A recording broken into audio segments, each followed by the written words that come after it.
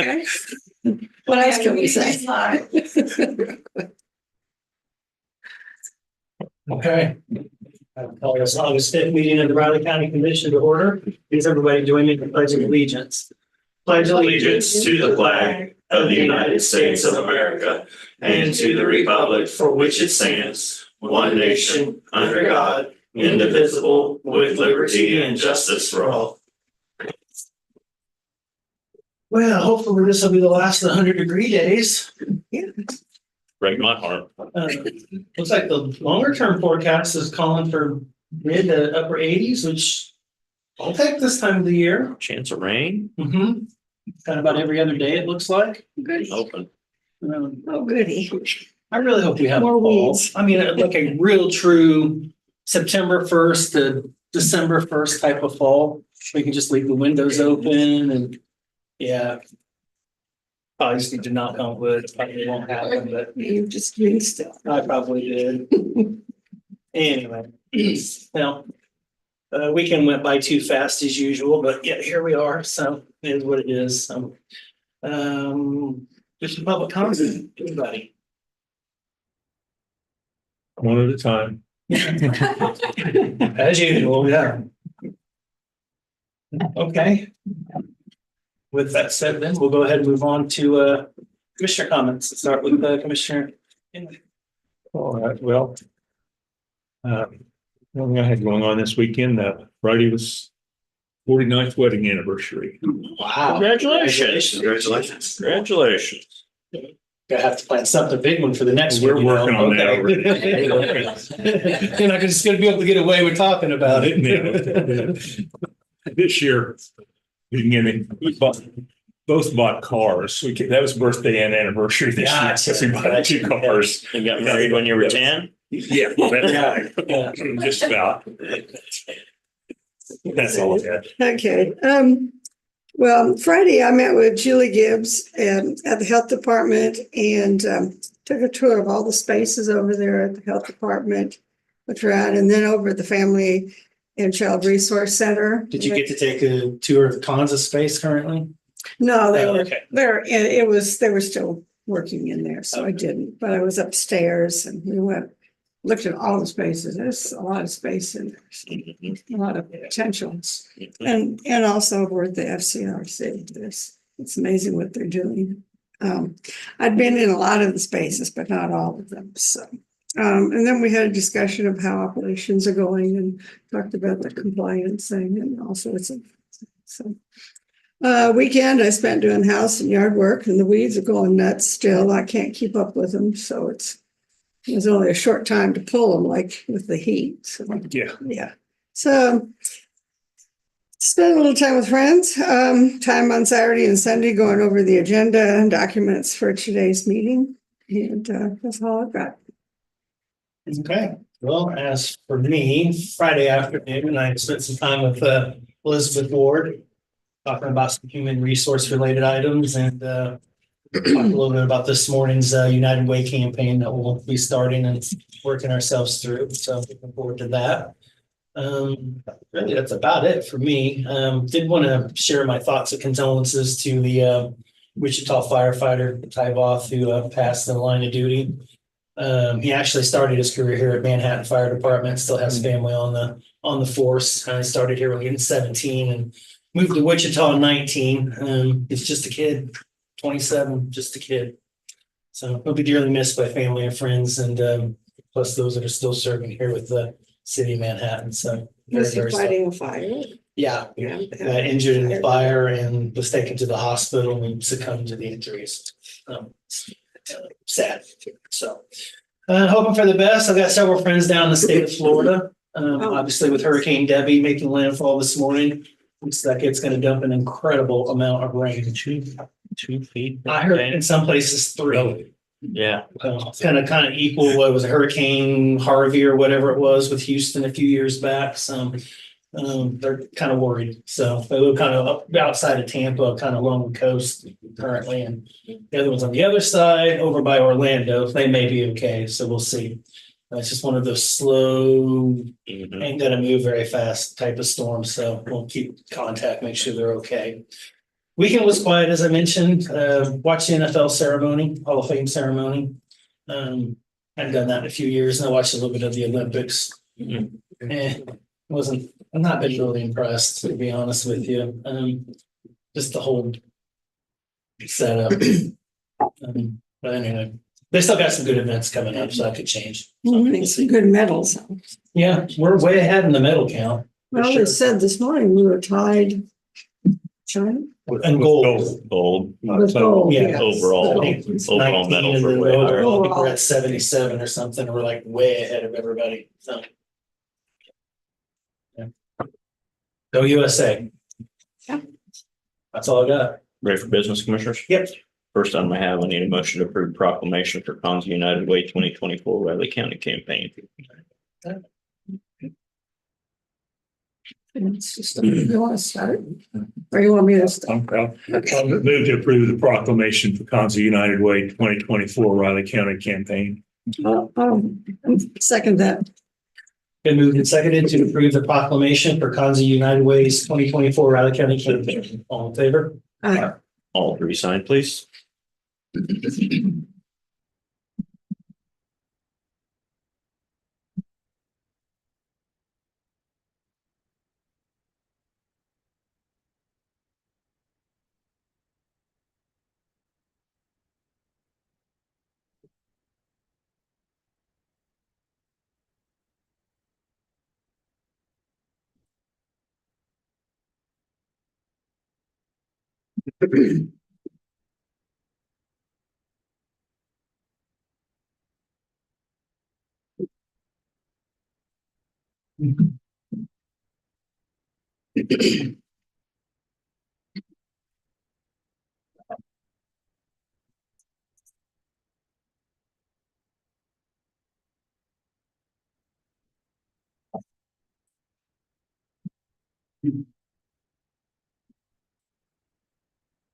Yes. Next, Commissioner, Riley County Personnel Action Form for Connor McCullough, Traffic Control Technician, Public Works Department, Separation of Service. All three signed, please. That one? Same, this is a recent hire who's decided to change career paths.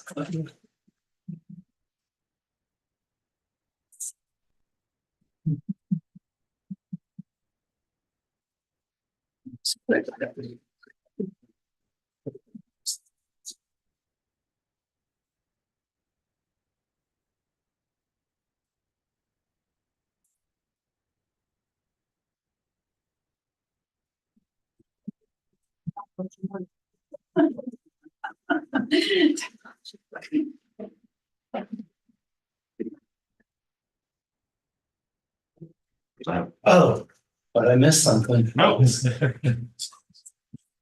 Switch it.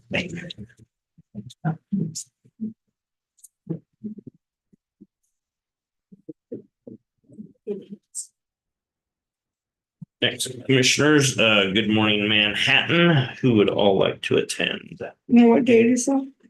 15. 15th. Clancy? Sure.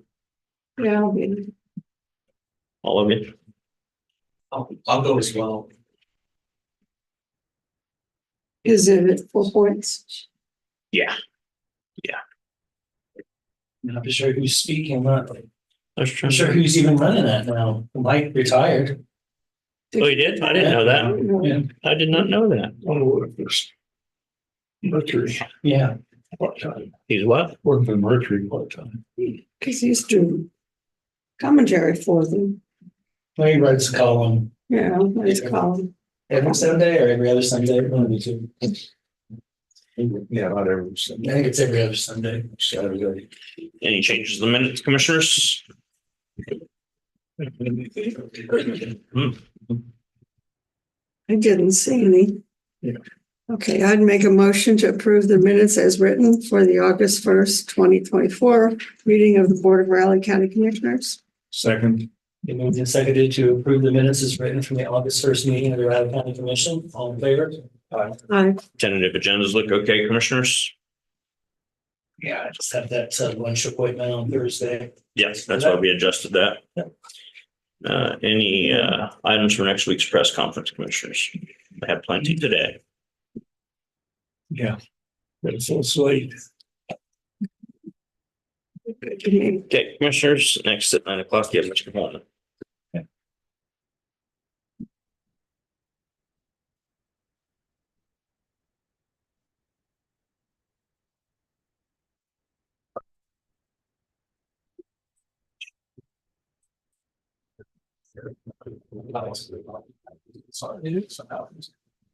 I didn't think so.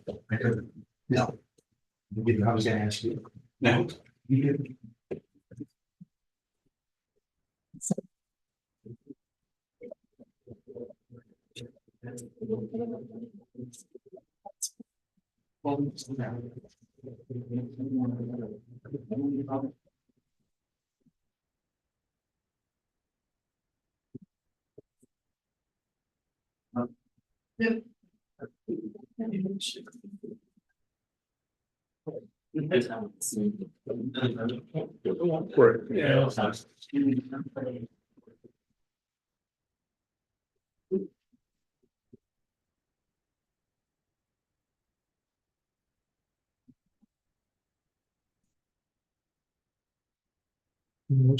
Heavy duty primary races at the state level this year. Yeah.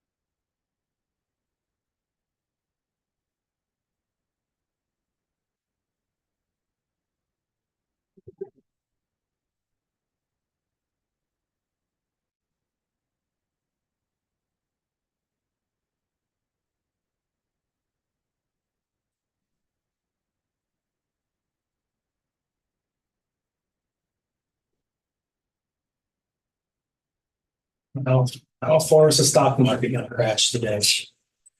No, so Pretty much. right there. Well, I'll go back up when the Feds have a meeting. I think they're gonna, September. they're having one this week, I think. I think, oh, I They're thought meeting they in were, September. okay. I'm ahead of me. Well, we had great gains for a while and then this week lost the lots.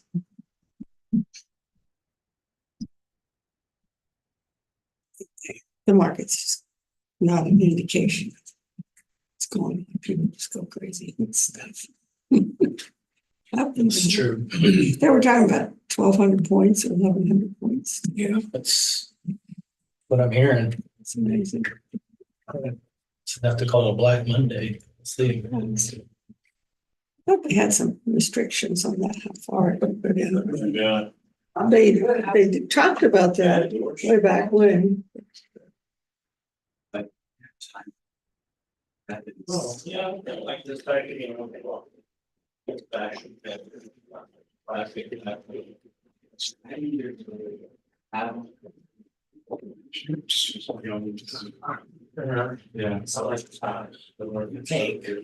All these years of typing emails, I'd actually learn how to spell.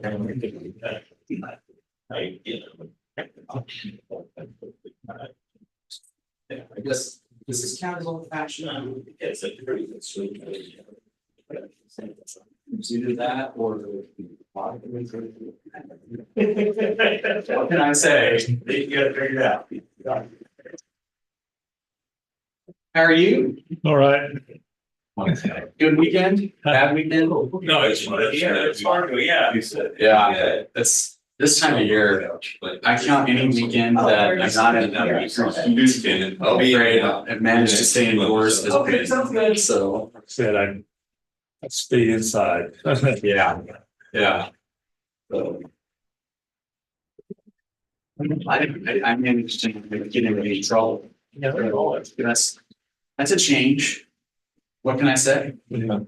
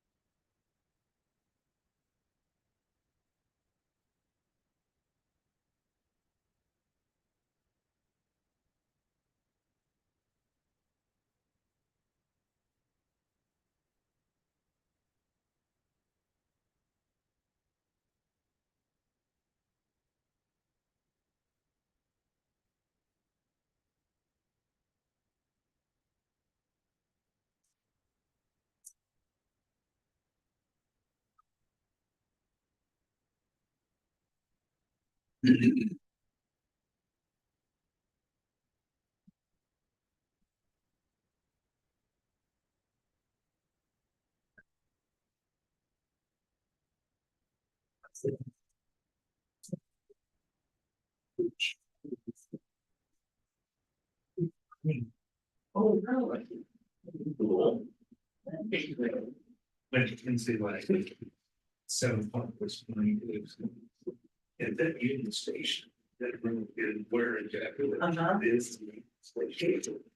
Unique.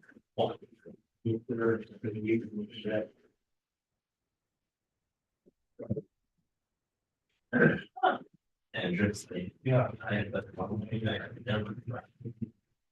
Yeah, it's long. It is. Long sister was an elder. Yeah, the number train with that, we did that, gauge train. All that. Yeah. Now. They even if you really cool, you know, it's a hot chocolate coffee in there, so it's really neat, you know.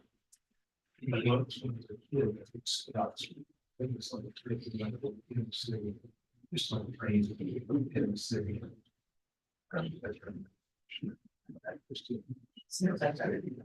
I think we remember something. But it's small. I think those were very high, something. So they really seem like that.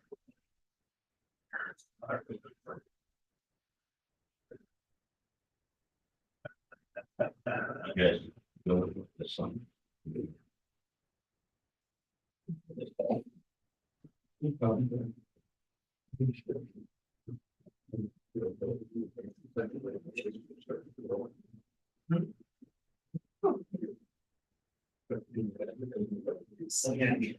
Yeah. Hey, Brian, when you get a chance. Sure. I mean, we've got, we just continue what you're doing, we've got. Oh, that's okay. We can do it right now. Okay.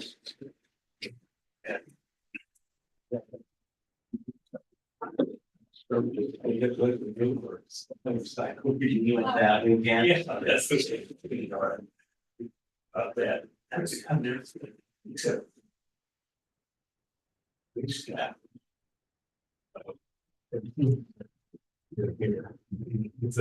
It's not again, wild, try to think, it's much clearer. Yeah. That's funny. Somewhere. I've never been to the Black Hills, so we're gonna go to the Black Hills. I just, you know, we almost had it all turned into something. I'm a good service, sure. So we can do that. Yeah. I was smart enough not to do that. But there's.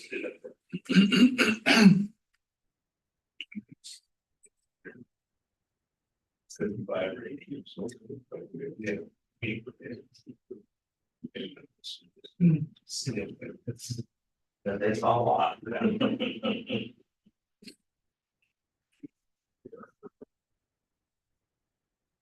It would be kind of. So it'd be cool if you got in there before all the traffic. Just had some place you want to kind of stay, I show about it, and not be down in it, you know, you see all the craziness.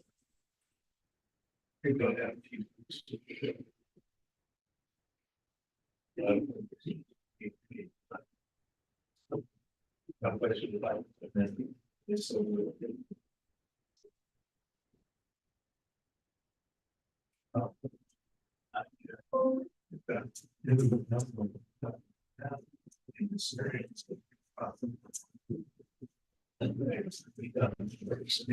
So we spent one week just driving out and checking out other places. Next time we came, yeah, we had another place. They were all kind of nice pictures. Yeah. You don't know how old the pictures are either, you know. The guys will. They've been in. So. Still easy. And. Okay.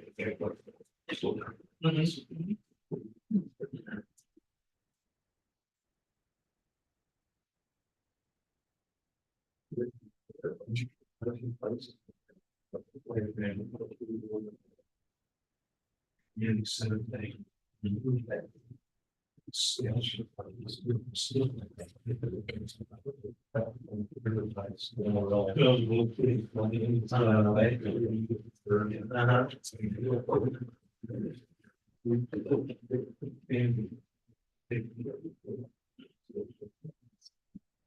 nice you can find a place like that, it's well taken care of. How much of the football game did you watch? I pretty much watched the entire second half. Yeah. I mean, it's just live football. Well, yeah. None of the starters on either team played, so I mean. They've never shown any Yeah. inclination to not show it. Yeah, I'm sure people travel there for it. it's just nice hearing the familiar voices of the announcers and just going through the progression. Sure.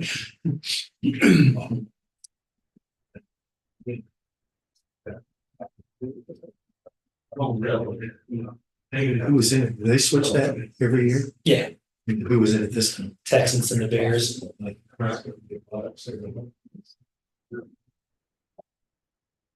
They usually try and do a newer team and an older team. I just wondered Yeah, if there was any method to it. there really, I don't think is. It just matches up with the Hall of Fame ceremony. I was there 1 year in person. I was gonna ask if you'd ever been. Yeah, 89. Year Terry Bradshaw was inducted. Art Shell, Mel Blunt, Willie Wood. It was 4. Yeah. Buffalo and Washington, a couple years before they played in the Super Bowl. Once you played. No, they used to play on Saturday afternoon. Yeah, now they do it on Thursday night. Yeah, it's now a real football night. So. Yeah. The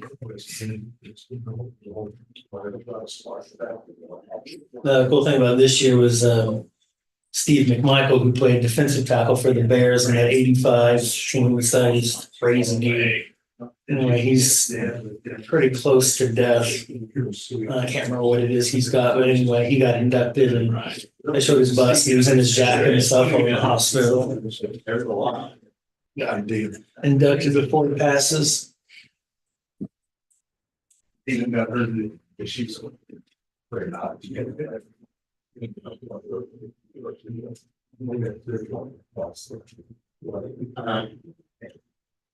The Royals, So, you know, 7 out of 8. Kevin, and really pay attention.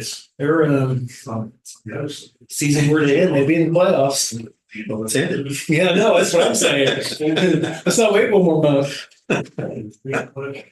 First year I get my Braves and my Royals in there at the same time. It'd be great. Really cool. It'd be really cool. Yeah. I would like that. The people that own Silver City own the Globe Trotters. Oh, really? I didn't know that. And a couple of them were there in line, you know, to go through the ride. There's a long line. And they were, their show, but, you know, they were goofing around, playing around, entertaining. It was really, they were, you know, playing with kids and Oh, yeah. it was pretty neat. That place is inexpensive to get into. Yeah,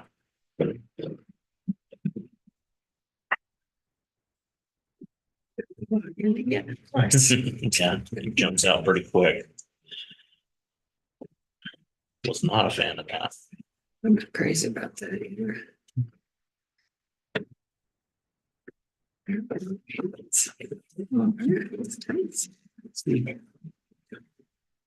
Yeah.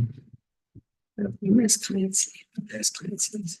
Yeah, it's been 2.75 and S&P down 3.2, How much are they at? 3.2 and 2.8. I need to start now. Yeah, they're 30. I'm glad I'm not linked directly. Yeah. Go ahead. Morning, Commissioners. Clancy Holman, Riley County Councilor. And before you, the pending project list, the most recent reporting period. I don't think there's anything in here I needed particularly to call your attention. I'd be glad to answer any questions you got as a result of looking through. And obviously, after the meeting, If you do see something and questions about, never hesitate to get in touch with us. And I'll tell you where Bryant is on that project.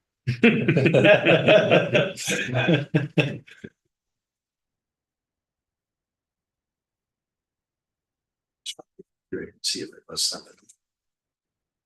But I don't think so. You're not much. Something on.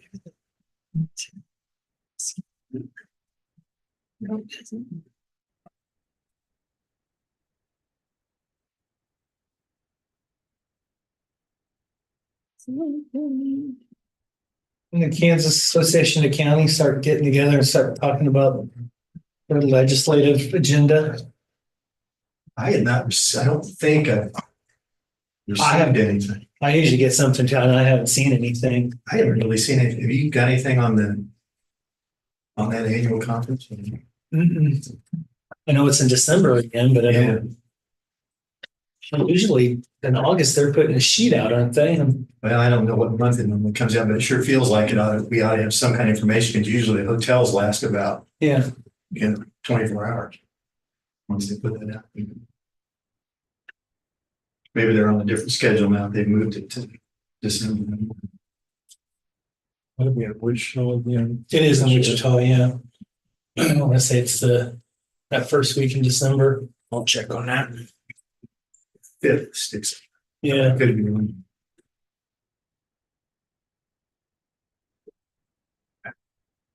Catherine, did you have? Well, I thought there was something, I can't find it.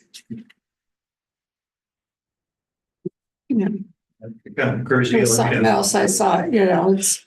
Let me know. I'm glad to tell you what I enforced Bryant to do. I'll give him the opportunity to. But I like that phrasing. Admit. It's kind of like being voluntold in the military. All the memories. Next commissioner, you have Megan Lewis, 920.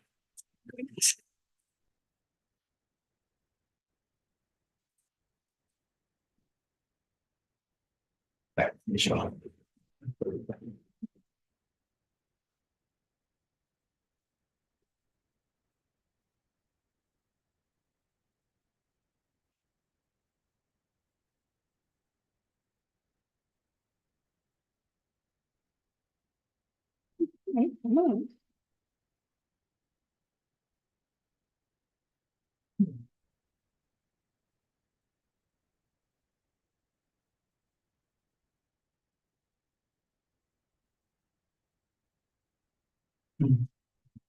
It's not.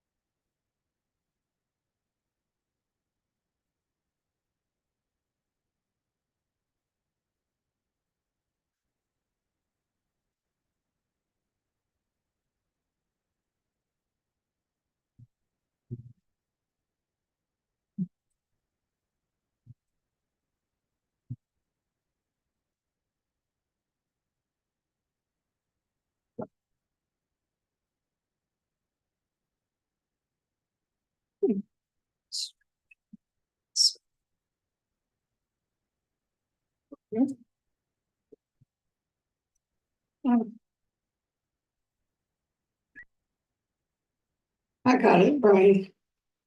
Oh, you did? Yeah, for some reason. Had to be. I don't know. It's almost done.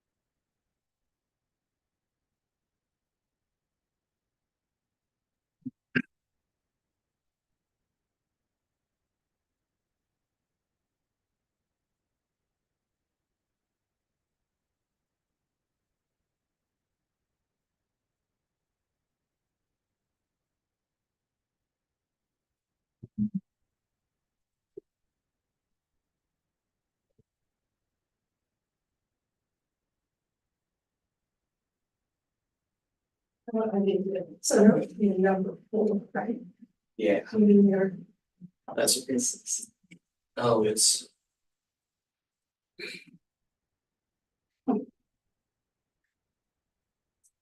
This is well, I think it's number 6. number 6. I think number 6 is the.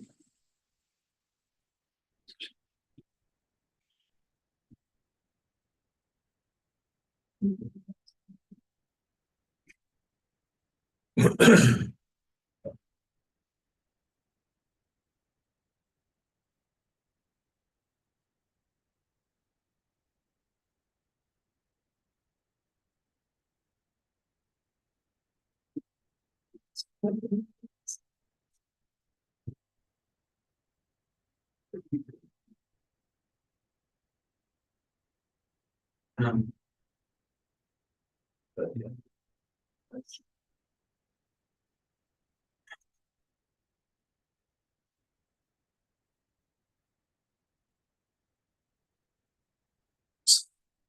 Sure.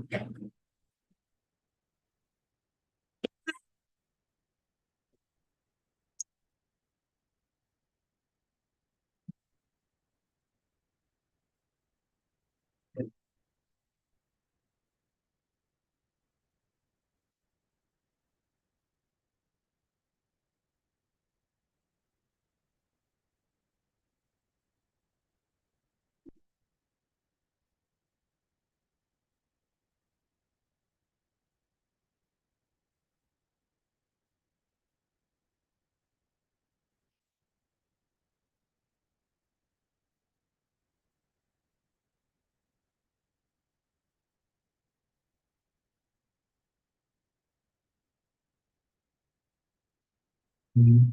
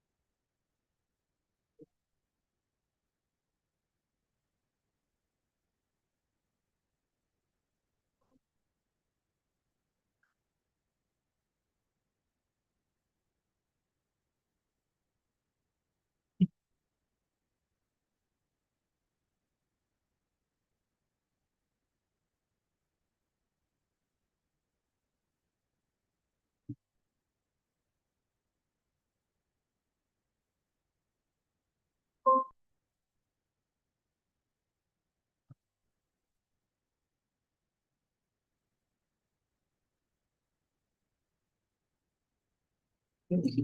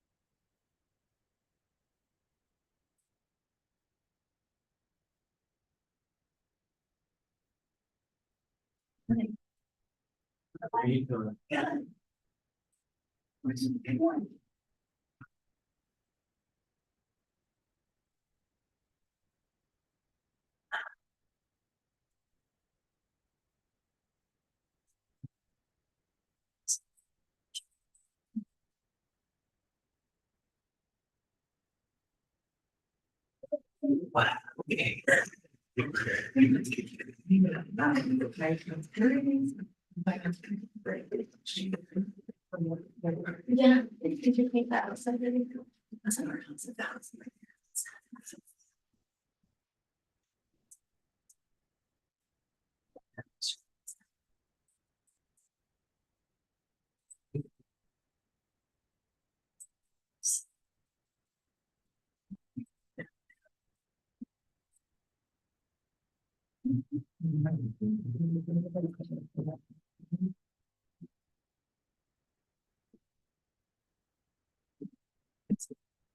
Oh, no.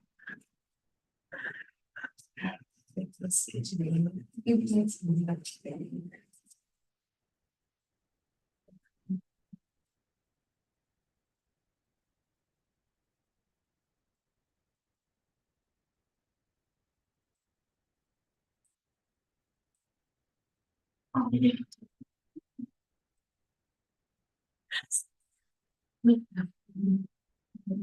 screaming. Yeah. I heard something.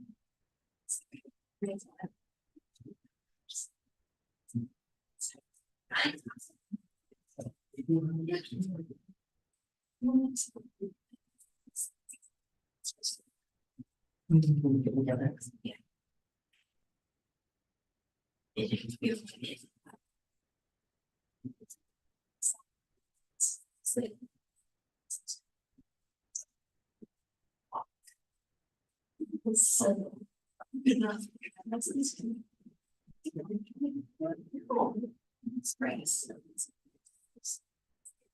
and I was thinking that, and I was thinking, Brad, yeah. This is something. Oh, it's funny because, if you go.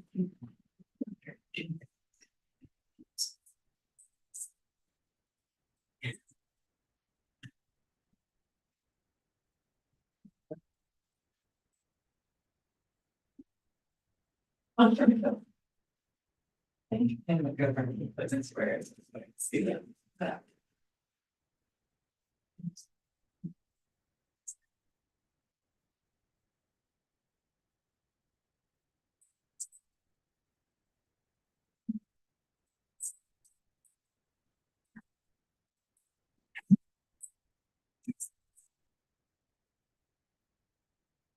Even your mind,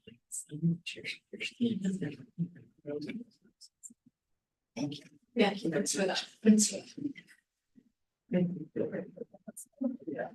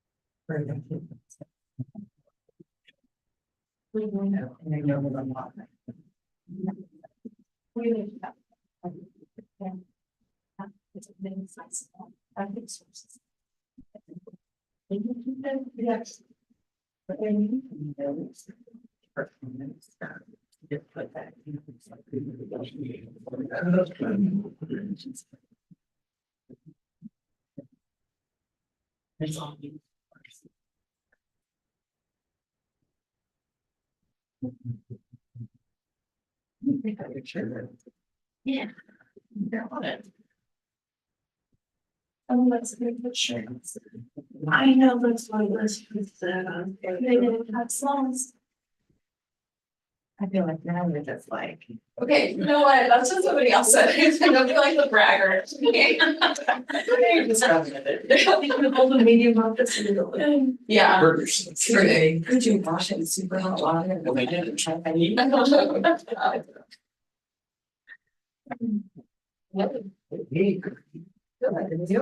I can't complain.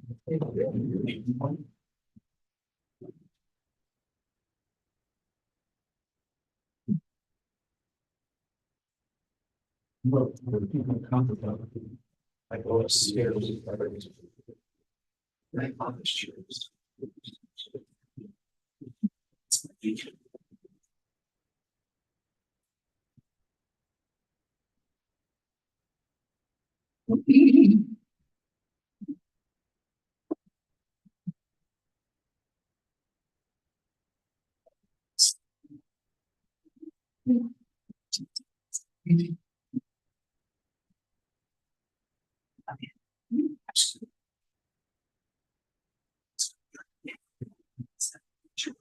She's very, okay, I'll be back. Thank you. I don't think anybody will have it, just in case.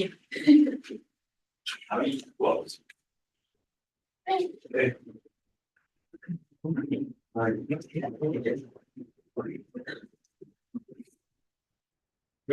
More.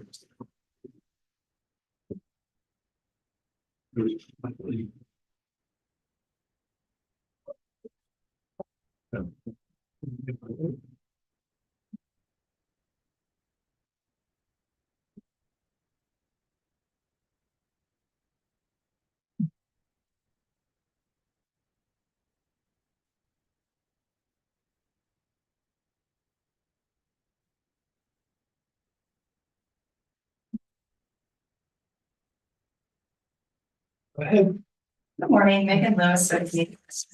I'm here today to receive, well, I guess submit our city alcohol application for special city alcohol funds. We apply for city alcohol funds for both our adult and juvenile services, and we'll start with the adult services. We are applying for funds to pay for our random drug and alcohol testing, as well as alcohol and drug evaluation, substance use counseling, transportation to treatment, as well as staff training. We have been receiving these funds since 2011. And if we were not able to receive them, that would impact our overall services for all of these things. We are asking for $23,500. Well, no, $23,500 is what we received in 2024. And for 2025, we are asking for $24,750.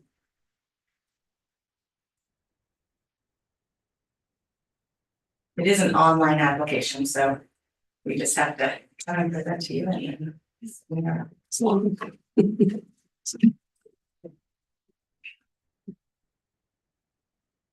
Don't have anything on. You do it every year.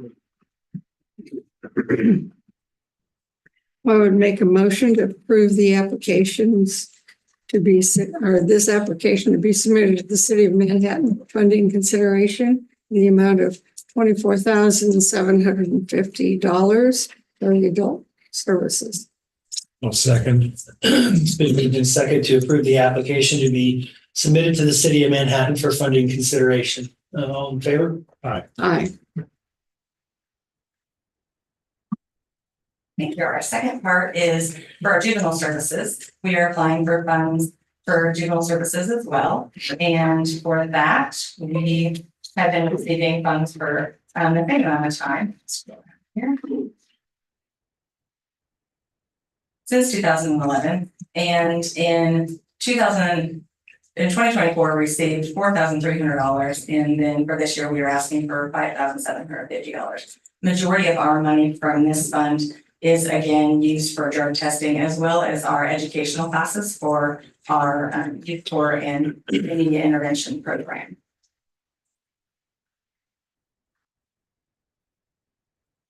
I move to approve the application to be submitted to the city for the city alcohol funds for juvenile services in the amount of $5,750. I would second that. It's been moved and seconded to approve the application to be submitted to the city of Manhattan for funding consideration. All in favor? Aye.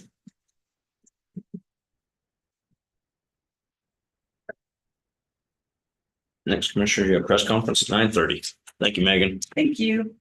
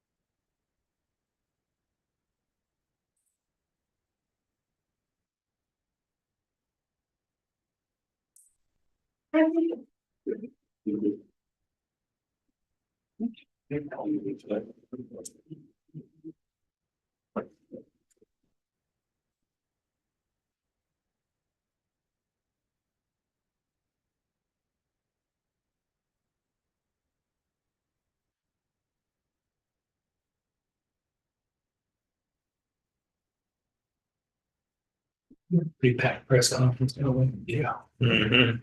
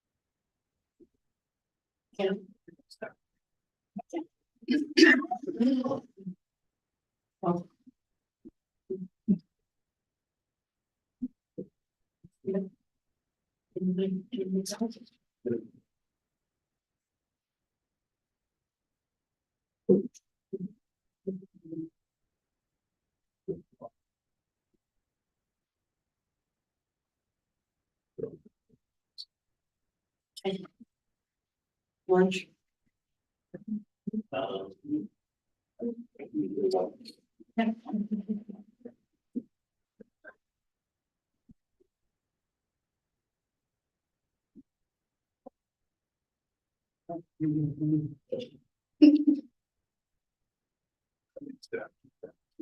Me.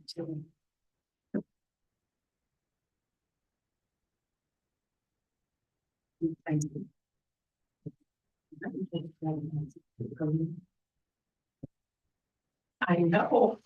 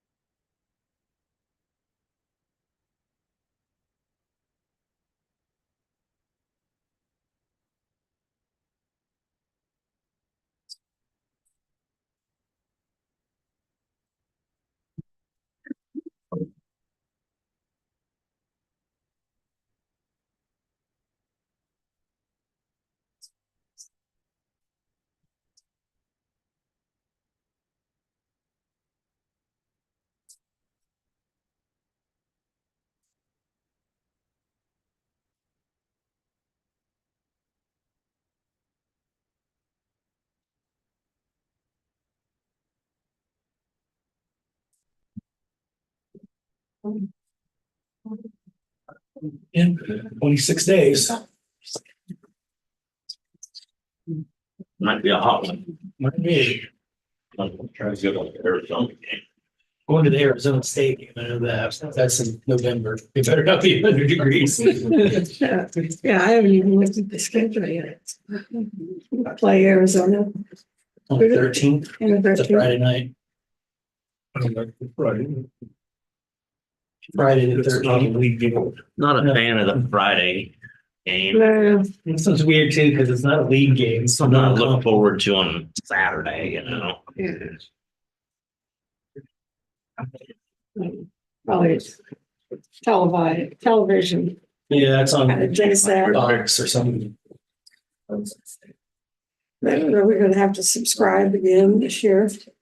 No, I don't think. No, it's Friday night. Yes. Conference games probably. ESPN Plus, but I got, that's on Hulu now for me, so.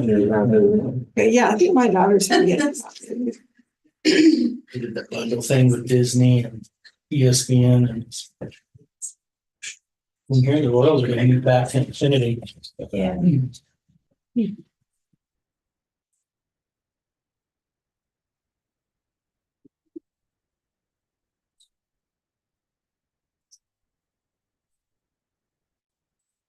Morning, how are you? Good, how are you? Doing good. Good.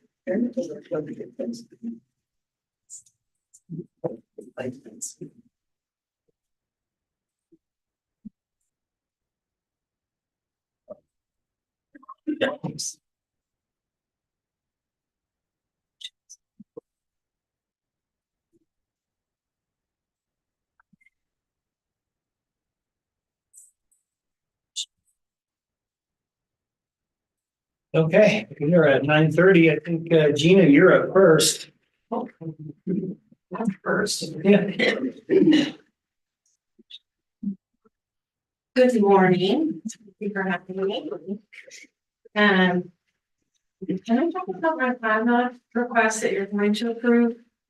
I don't know, can you? I mean, can I talk about it today, since I don't usually have a chance to talk about it on the day that you approve?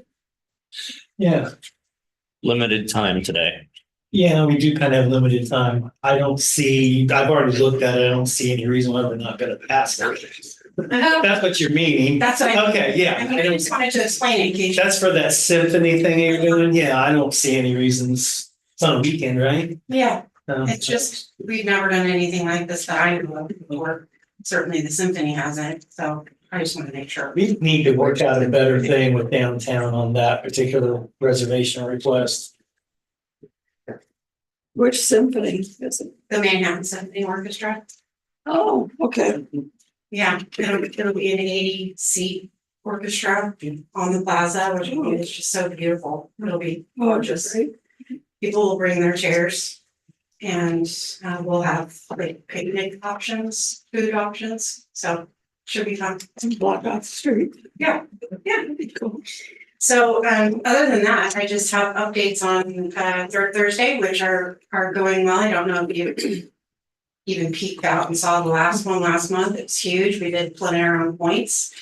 And I did send an email to Rich with some beautiful paintings that were done of the county buildings, depending on where the artists were along Points Avenue and what they saw. They will be hung in one of our open to the public gallery spaces if you want to come down and look at them. In fact, the people's choices, not the jurors, the judges, is actually one from a gentleman that came down from Kansas City, never been here before. He loved it so much that he decided to stay. Got a hotel room and stayed for 3 days. It was pretty cool. He really loved our community, but they'll be on display. I'll send you a note about it so you can come and look at them. They're beautiful. There's like 3 that are really, really beautiful of your county plaza area, Carnegie Building, the front of the courthouse, just beautiful. That was a very successful event for us. We had a couple thousand people out for that third Thursday. Of course, the weather was really nice also. And then this third Thursday, it's the day after the first day of back to school. So it's generally our smallest ones. We're combining it with our seasonal, our end of summer art walk, which we will have 8 brand new artists in 8 spaces. And we encourage you to come out from 5 to 8. Okay.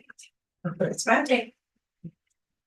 I'm assuming Captain French, you're filling in for Captain Steer. I didn't even pick up on that. Okay. Good. Yes, thank you. Later. Good morning. Yes, I am filling in for Captain Steer. We're gonna rotate. I am gonna make it a habit to present on a monthly basis. I think it's important that you know the status of your jail. And I do truly believe it's one of our biggest liabilities. Government.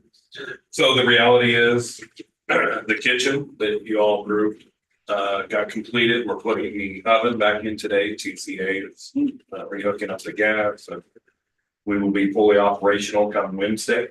In the last 2 weeks, if you ever drove by, you see us barbecuing the back parking lot and everything. That worked very well, by the way. We could sustain that for if we do ever have issues. So the ladies that were in charge of that did a phenomenal job. I challenge you to come down and tour. I'll introduce you to the people that were responsible for making that work so well.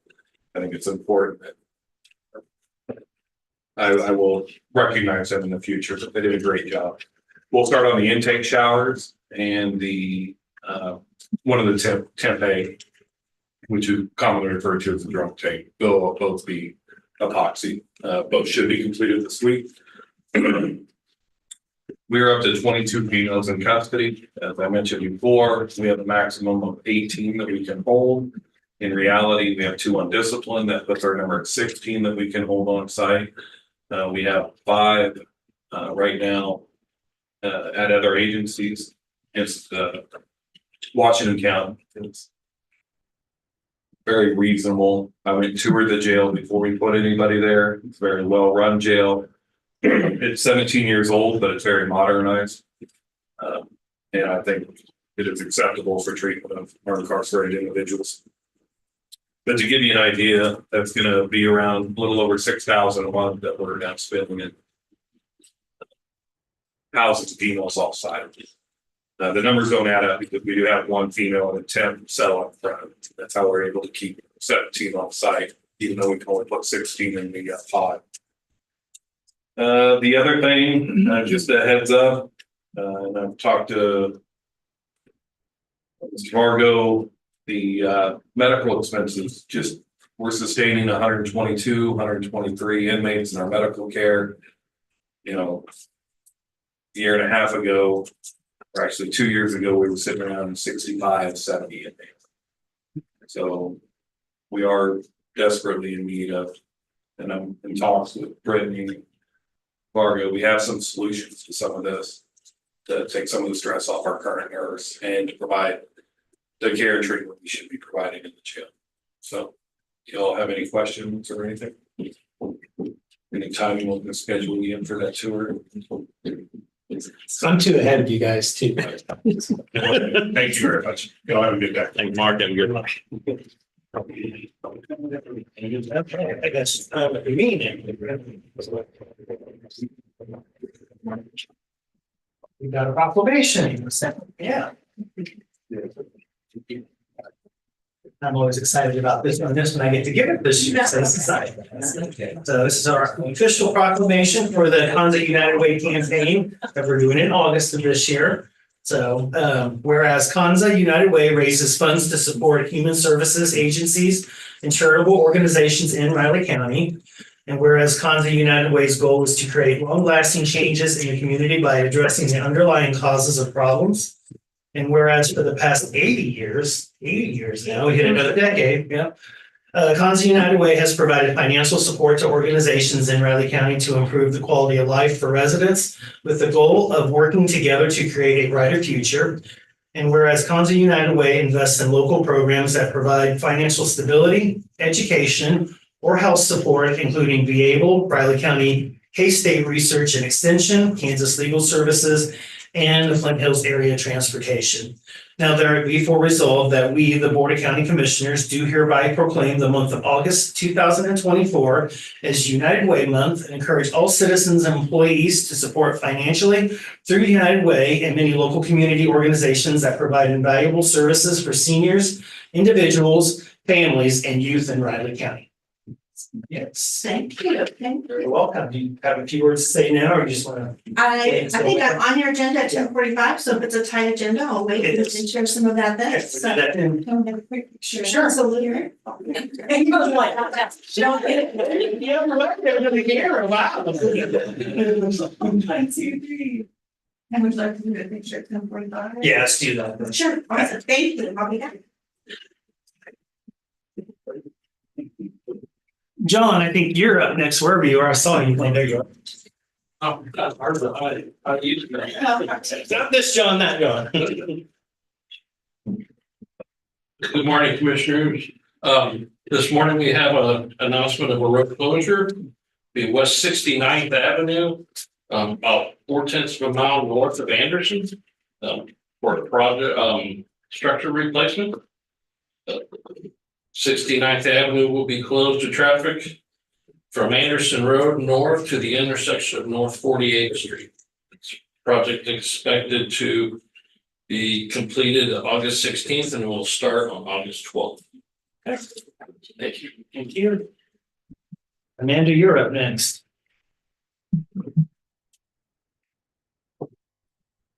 Good morning. Just wanted to remind everyone really quick about the KDHE LEPP grant that we have available right now. This is a $50,000 award we got from KDHE to help low to moderate income folks with repair and replacement of their wastewater systems or wastewater components.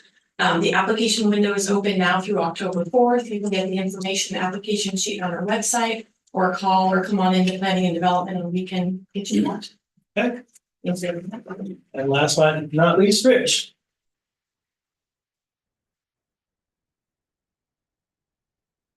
Good morning, Commissioner Rich Barber, Riley County Clerk. I want to announce that the 2025 proposed property tax and revenue neutral rate letters start getting mailed out on Friday.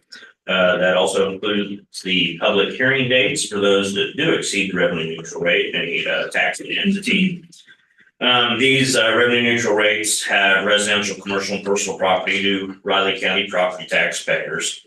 The statute authorizes local governments to levy these property taxes. In addition, cities, townships, counties, and other taxing entities such as special districts, such as schools, hospitals, fire departments, cemeteries, watersheds, and libraries. Each entity budgeting is to utilize the tax revenue in any amount greater than their 2024 budget is required by state law to hold a public hearing. The proposed 2025 Riley County budget will not exceed the revenue neutral rate, so no public hearing is needed for the Riley County budget. The Riley County Fire District number 1 is planning to exceed the revenue neutral rate. The 2025 revenue neutral rate public hearing for rural fire will be held Thursday, August 22nd at 9:50 a.m. in the Riley County Commission Chambers at 115 North 4th Street. Any questions, Commissioners, on that? Okay, then also, as you're aware, we do have an election tomorrow. Primary election, told to be open 7 a.m. to 7 p.m. Advanced voting is currently taking place, closes at noon by state law. As of Saturday, we had 661 people participate in person, 283 by mail so far. So of course, those numbers will go up today. And then mail, of course, can be received as long as it's postmarked by election day through Friday, end of business day on Friday. Encourage people to go out to the Riley County website. We have a great website with lots of election information. You can pull up your sample ballot. Always encourage people to go out there and look at their sample ballot prior to going to the polls. Makes it a lot more efficient, and it'll also give you your polling location, an address, and a map to get there. Any questions? Okay, thank you. Next, Commissioner Julie Gibbs. And we'll need a motion. Well, move to excuse me. Move to recess as the Board of County Commissioners and convene as the Board of Health. A second. Moved and seconded to recess as the Board of County Commission and reconvene as the Board of County Health. All in favor? Aye. Good morning, Commissioners. Julie Gibbs from the Health Department. I'm here on behalf of Reva Spencer. She's our MCH supervisor. She's on vacation right now. But we needed to get this in prior to the due date for the grant. This is a request for approval to apply for an MHA grant. That's the Memorial Hospital Association.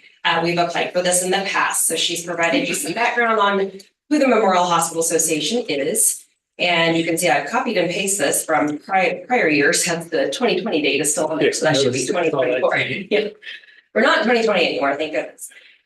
So this is for class supplies, program incentives, and materials for some of her programs to include Becoming a Mom, the MNI program, and also immunizations. So she's provided you with her application there. Any questions on that? She's applying for 30,000. We've gotten 20, as much as 20,000 in the past. Yeah, that's my question.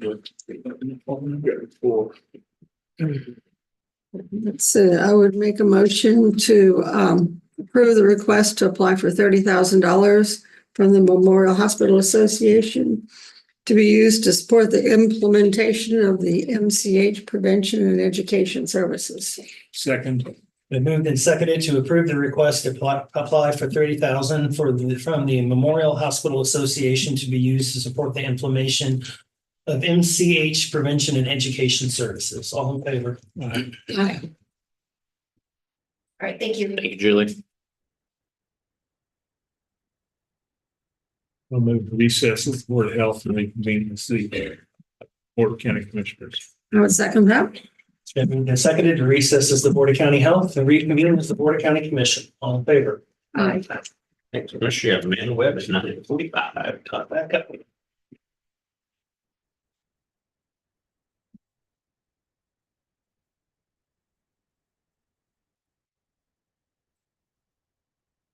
How's Amanda? Well, how are you? Good.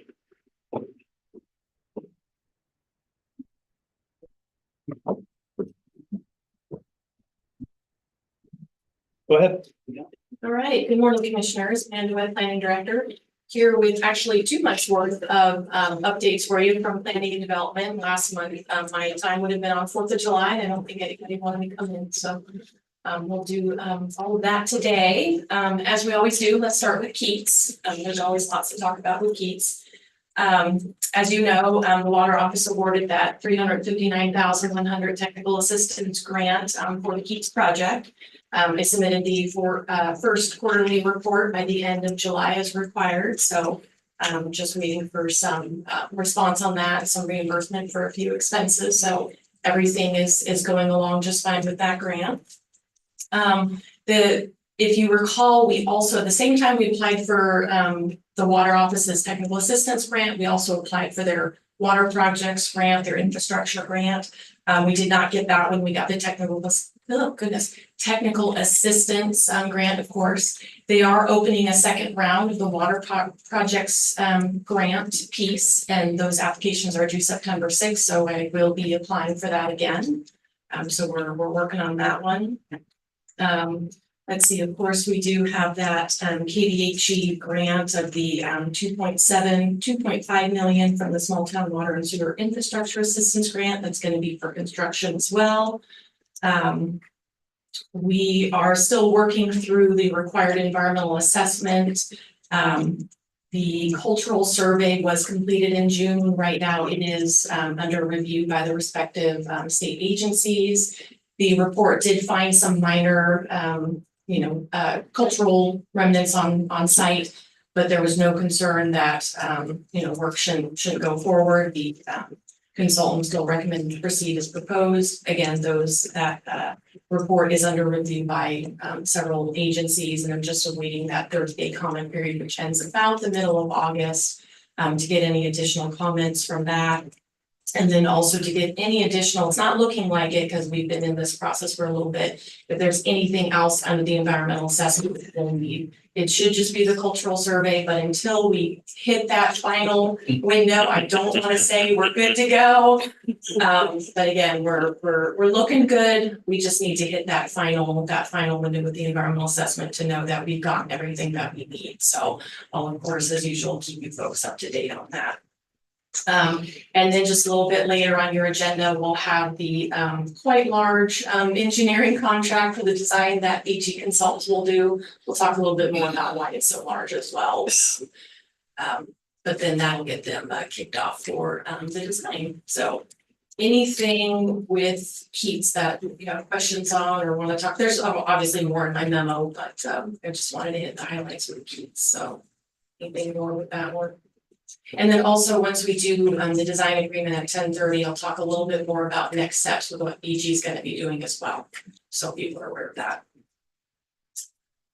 Did you get a email out to the community? So once we approve the contract today, Vivian and I have, well, I'm gonna give way more credit to Vivian than I'm gonna take, has put together all of that, so that will go out this afternoon. Again, we wanted to have that conversation with you folks, make sure we're all on the same page, and all of that will be all this afternoon. Next item, so the Solid Waste Management Committee, we had a booth at the fair again this year. We were there every evening, and it was a lot more exciting and a lot more successful than last year.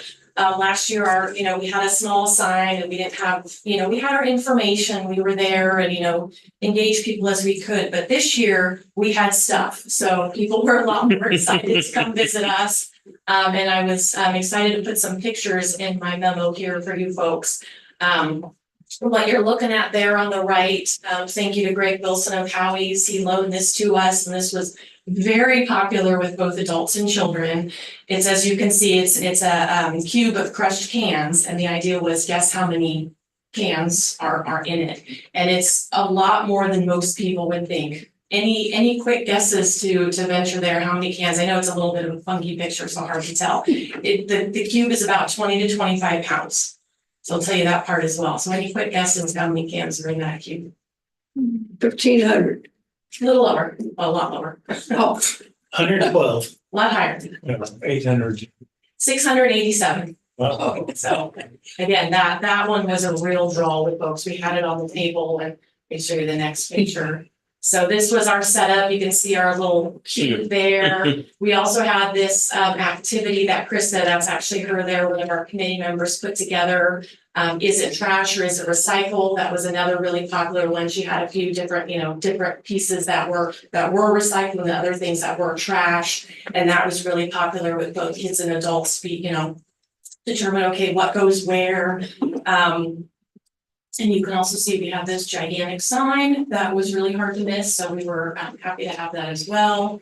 KDHE, thank you. I'm sure they're watching this right now. Thank you to KDHE. They sent me this bag full of swag.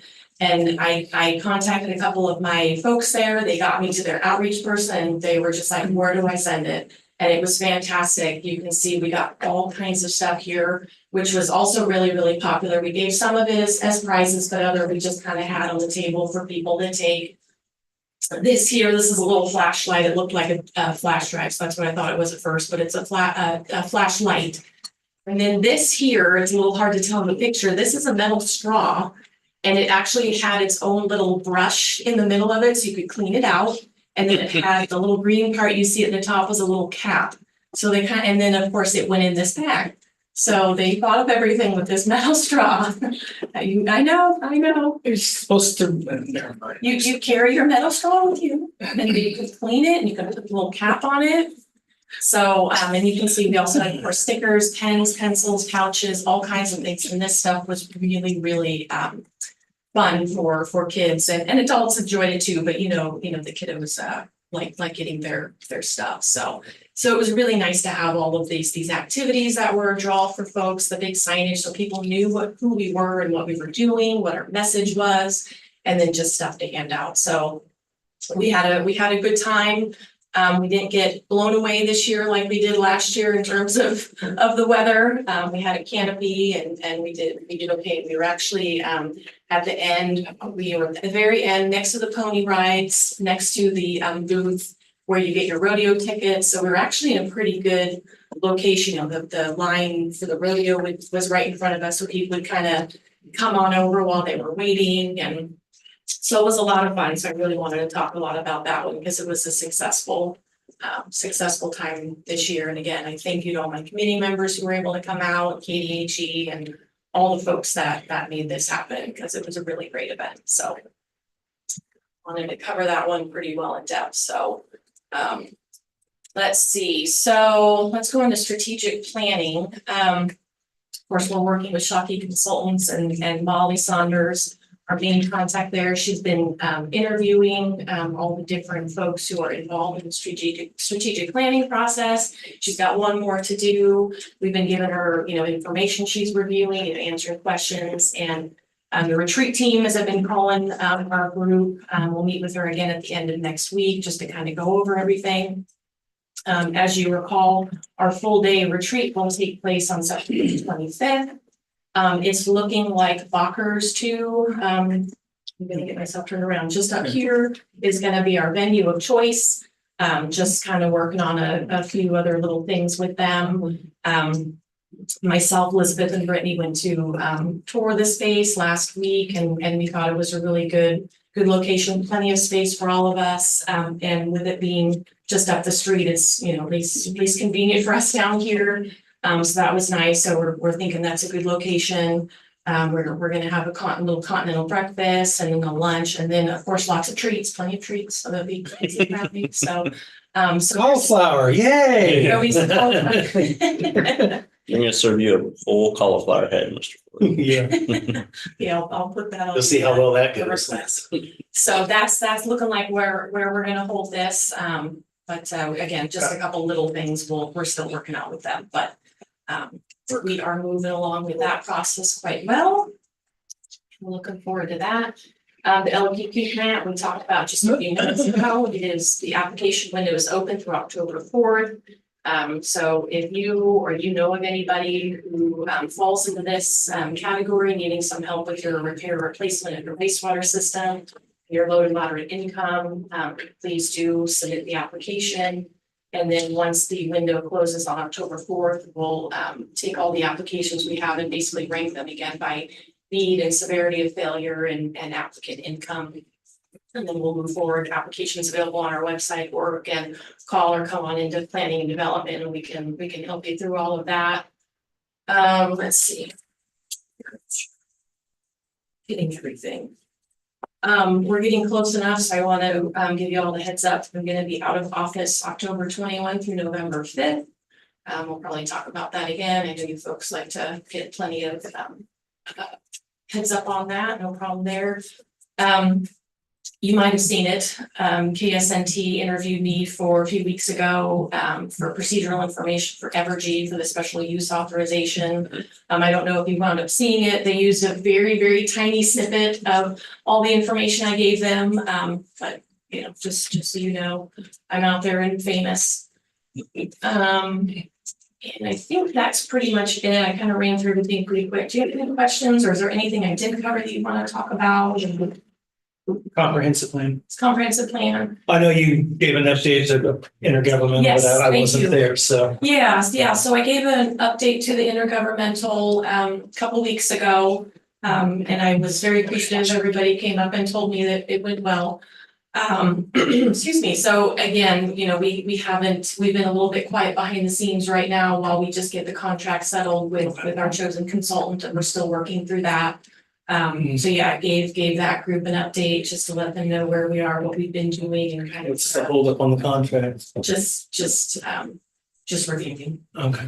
basically. So Been kind of a while now. yeah, so definitely been in contact with those folks. We're ready to hit the ground running as soon as we could just get that wrapped up. So and then things will kind of get back going again once that's done. So hopefully here pretty quick, that'll get resolved.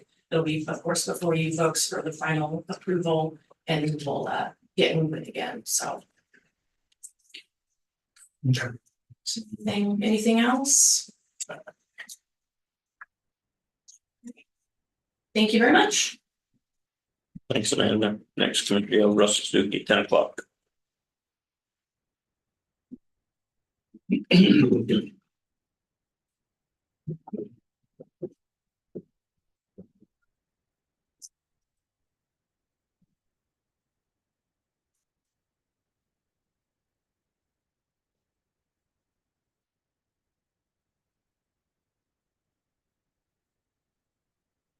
Wow, we're saying 84 tomorrow. Really? That's great. We're already past that today. Yeah, I know. It was cool this morning. Nice, Humidity was down. nice. Oh, that's good. Yeah, the community. The air was so. 79 on, Yeah, I know. 79 on Saturday. That'd be Oh, good. this sounds really good. Old blue Saturday, so they're hoping. Oh, yeah. True. Yeah, I might actually bring me. I usually don't go because it's tough. Of course, they're also calling for rain, so. Well, that's- I'll be able to rain over 100 degrees any day. Plus, we need the rain. And the soybeans, corn, great. Oh, yeah. The soybeans are going 6 inches a day, I think. They're really going crazy. Soybeans are really pretty. Uh-huh. Dark They green. are. Have a field over there by Wildcat Park. But I'm kind of looking at it every time I Mhm. just go up about it every day.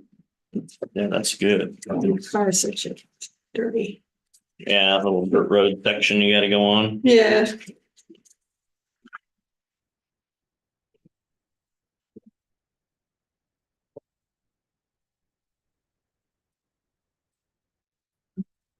Good catch.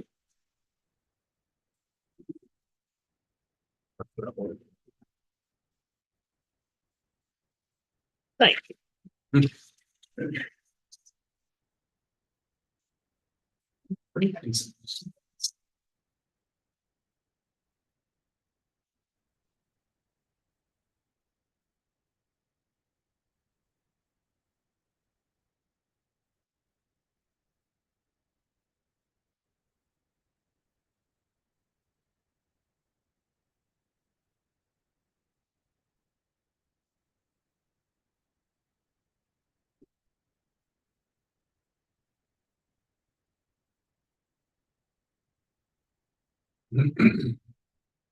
Yeah, go ahead. Morning, Commissioners, Russell Steve, Emergency Management, County Fire.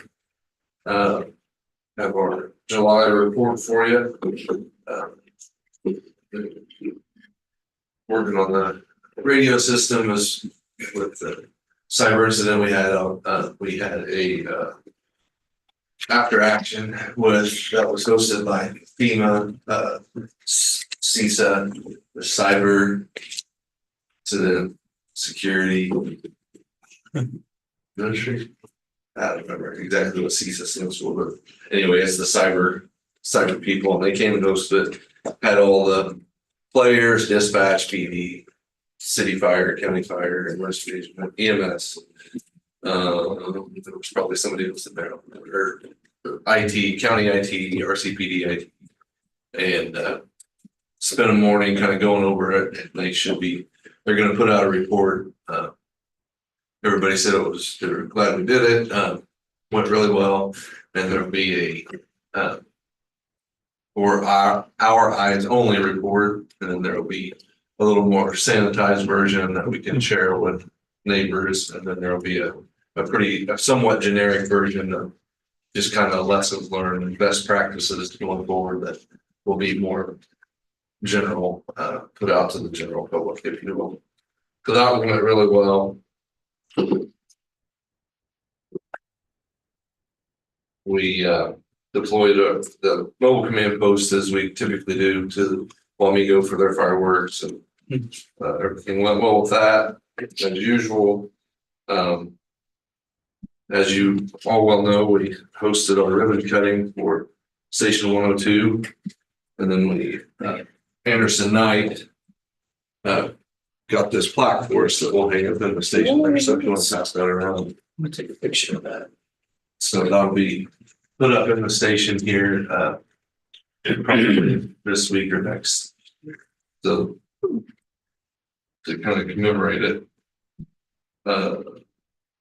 We're working with the Kansas Forest Service, as I've mentioned before, on a CWPP, which is a Community Wildfire Protection Plan. And that's done and up for legal has it, reviewing it right now. Once they're done reviewing it, we'll be bringing it to the commission for your signature for approval. And then what that does for us is it allows us then to apply for CWDG, which is Community Wildfire defense grant. And so that's You're not money. good with acronyms, are you? Yeah, me either. Yeah, I was gonna say, join the crowd. Yeah.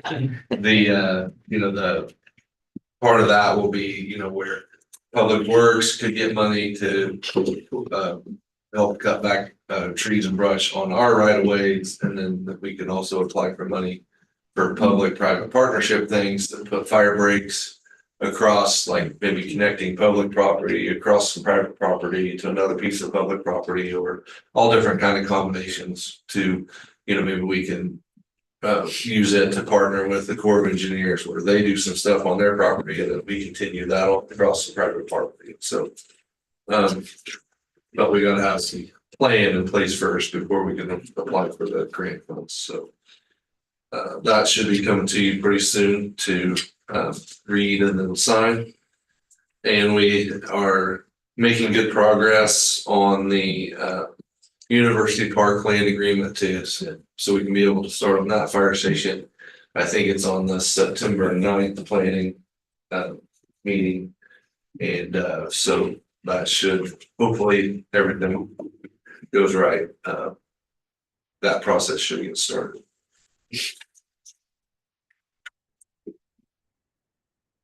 You can see in the report our chart for volunteers, applicants and candidates and hires. We continue to have steady success on, typically we've been adding one or two a month, it seems like, and so that's really good compared to what we were a couple of years ago where we were going the other direction. So annual process, as you well know, with the students, and I don't know, I suppose about maybe as much as at times a fourth of our staff are students and military personnel that obviously cycle in and cycle out. So we're always going to have that constant turnover along with just the general public that moves in and out of town. But it's a good source of staffing, but it's also a source that continuously rolls over. And then you have our run reports for the runs. With the moisture we've had, thankfully, we haven't had a ton of grass fires. We did have, I think it was 2 weekends ago, 4 Baylor fires one weekend. It's that time of year. So bearings go out and they get hot and the hay is dry. So I think that's about all I have for my report, unless you have any questions for it.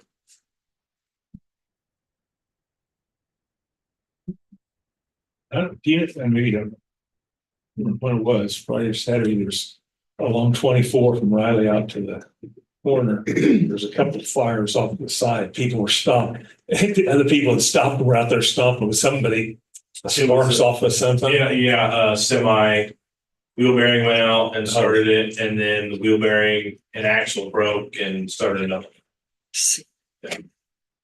Went by and there were already some people out. One of them, the truck was going to, the other one, there was a semi with it jumped out as far as open up. I thought something happened to some vehicle and threw off some sparks. Yeah, pretty typical this time of year. We'll see quite a few of those. We had a couple of those out on I-70 last week as well. And next commissioner, you have Brittany Phillips, 10:15.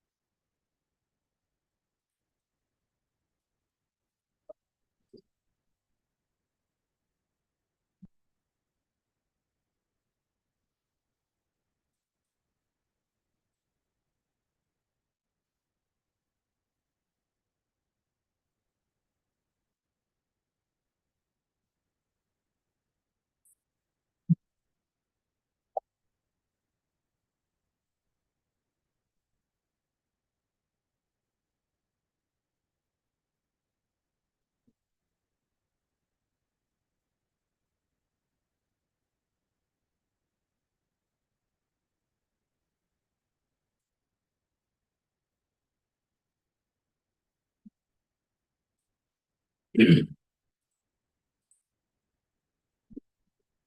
do you got, man?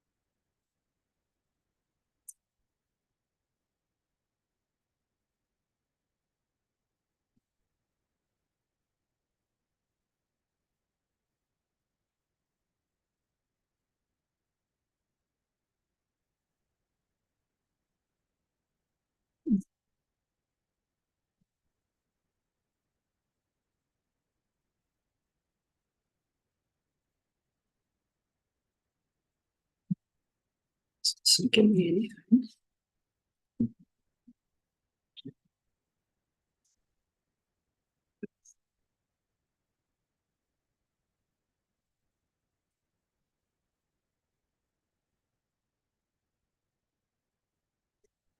Yes, sir.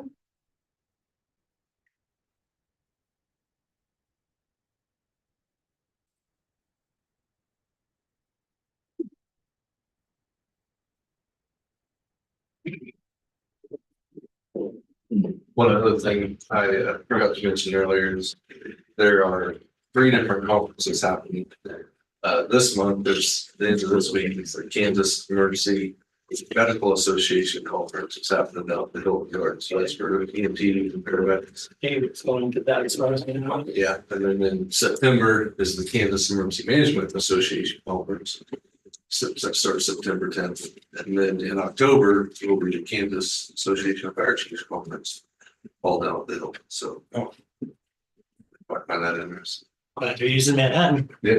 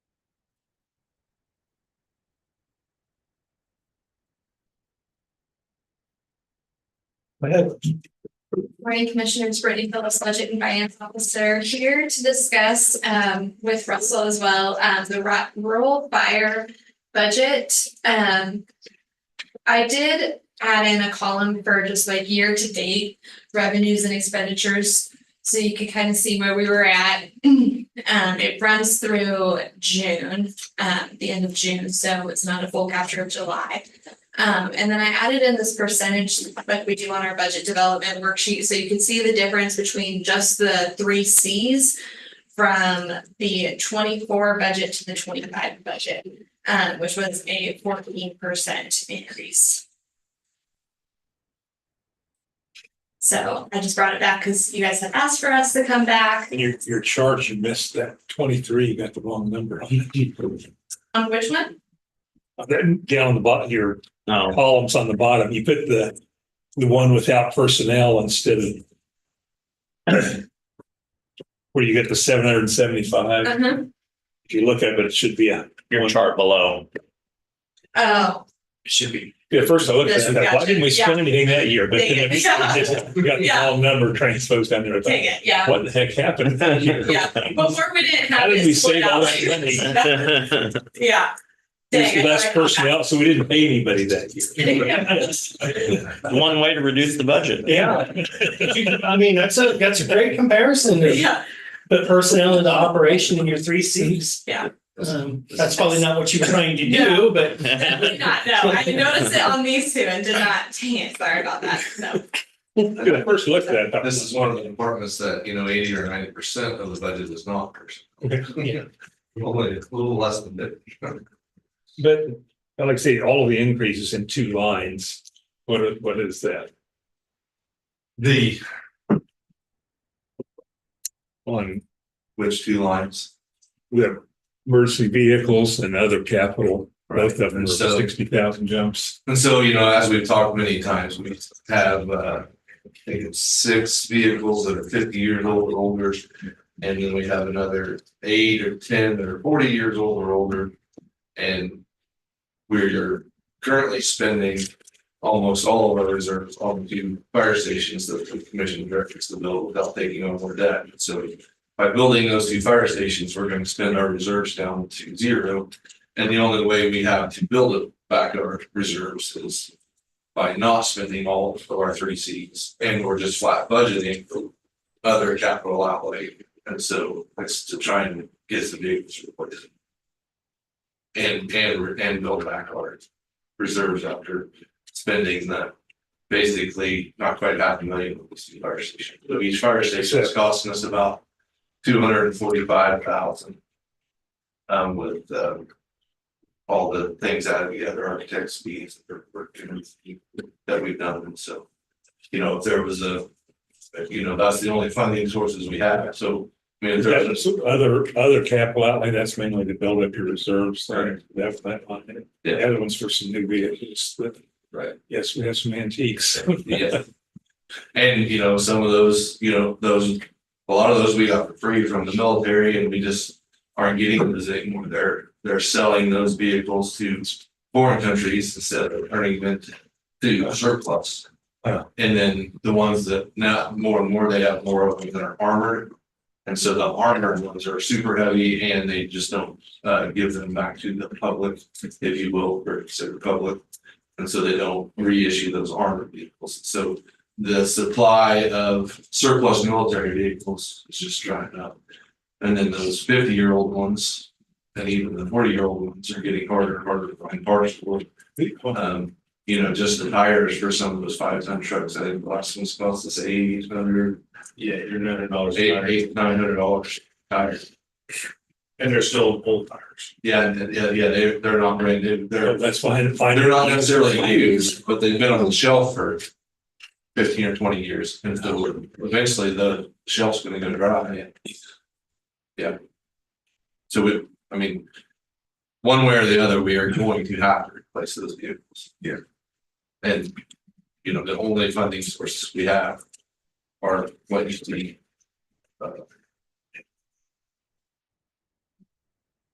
There. Well, if I'm not mistaken, how much was your proposed increase last year? I Because I know you ended up having to stay revenue neutral because of a Right. snafu, but And so that's another. I want to say it was like 7-something%, but Something like that.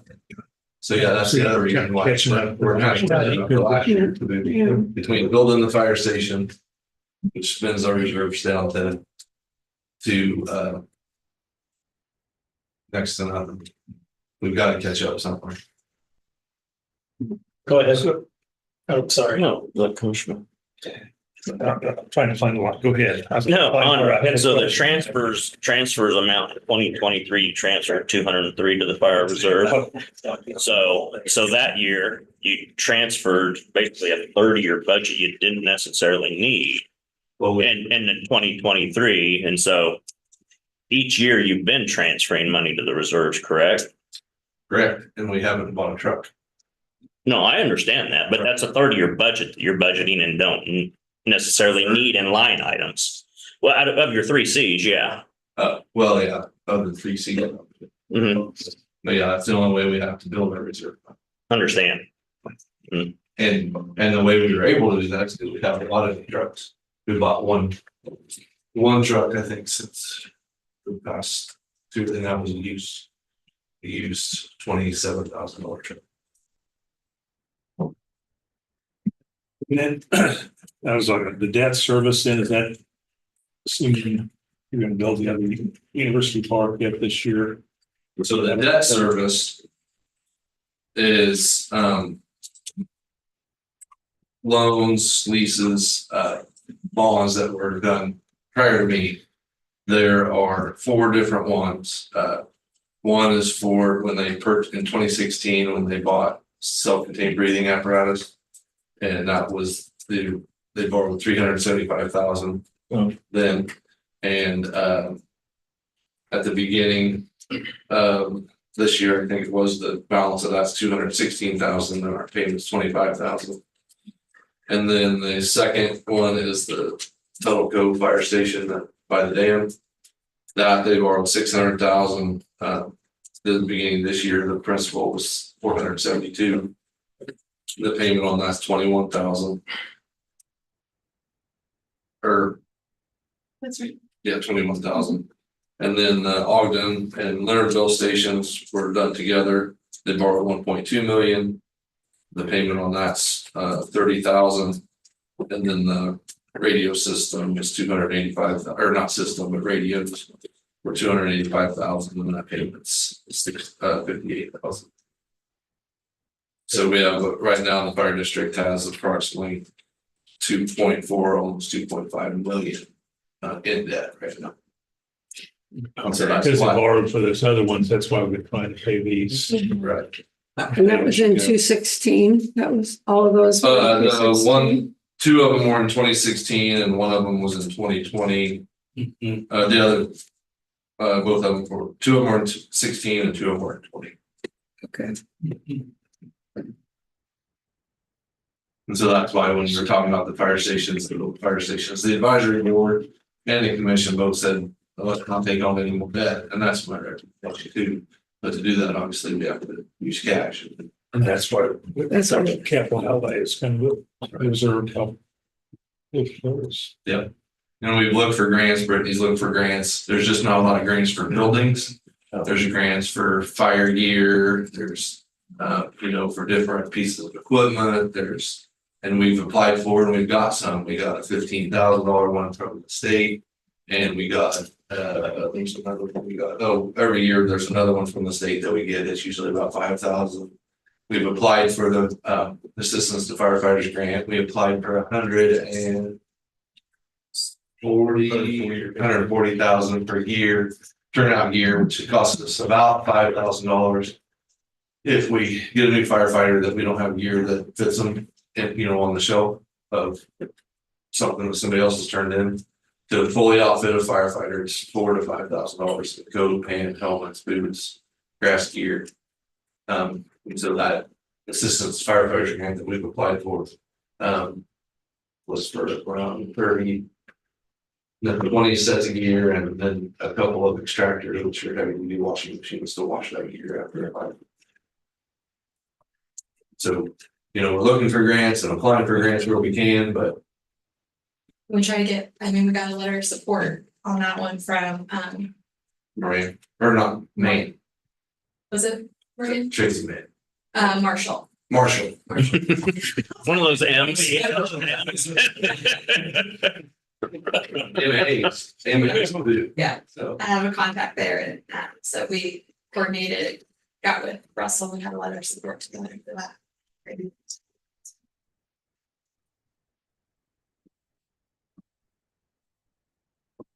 Do we need other letters of support then? All the other ends? We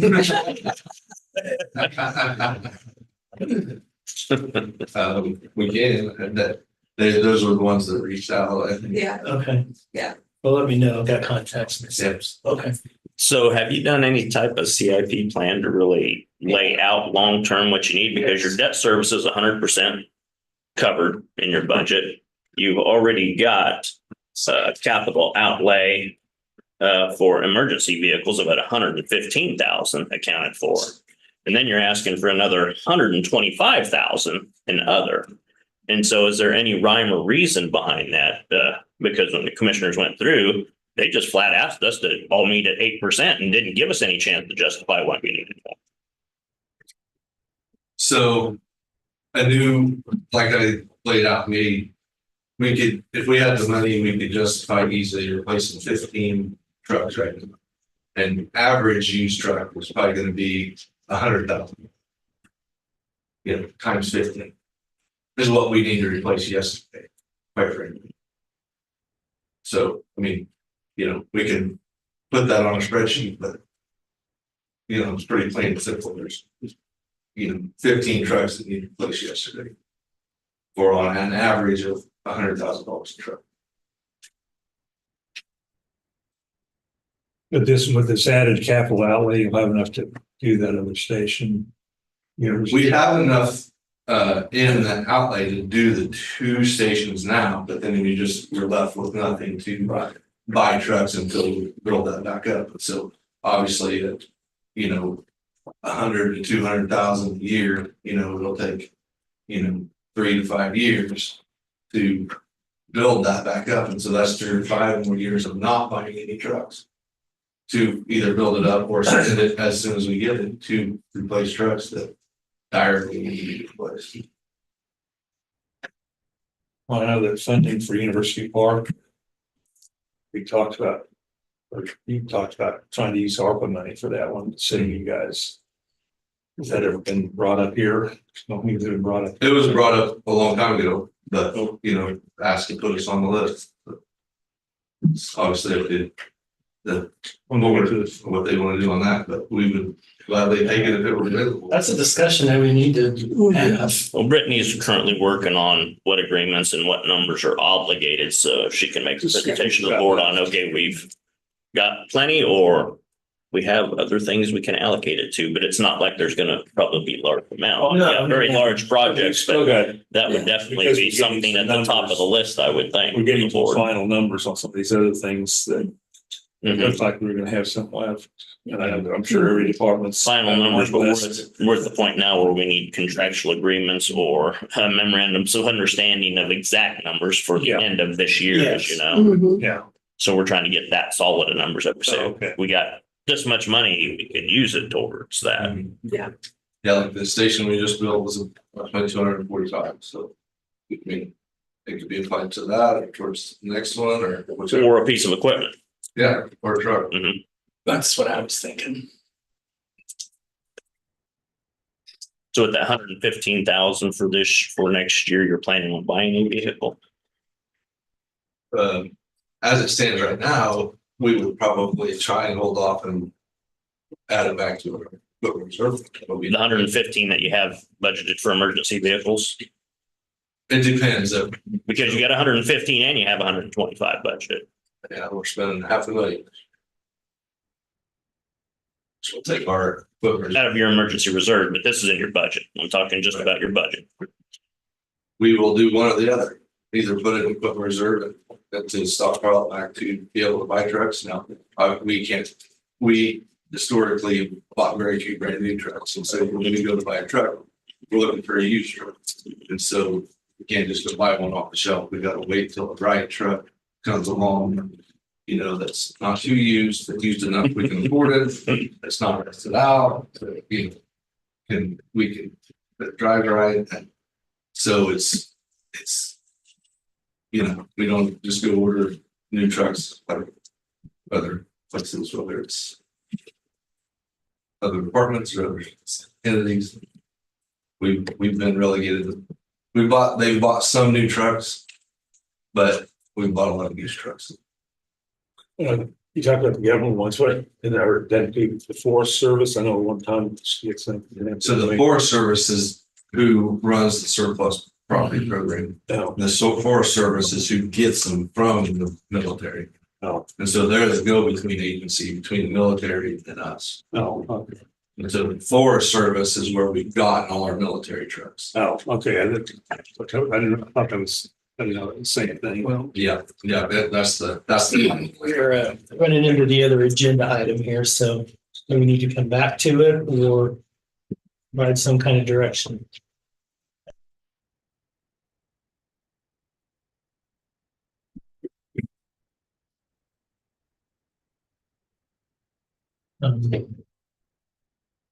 So Do you want to wait to see how much we have in the ARPA fund before making he this? said it, but they've got to have, They've got They the, gotta have an R&R hearing before we get to that. That's what this is in relation to, correct? That's why the board has to have this now, because if you're gonna do anything different, you have to do it by the budget hearing date. I would prefer us to get down to that 8% as we expected everybody else to get to by using some other means possible.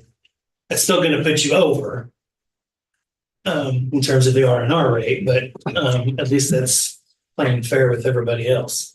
Like I said, though, so last year, you approved an increase that we get. Well, that also wasn't our fault that you didn't get that increase. But were you able to live within that budget? Do you think you'll be able to?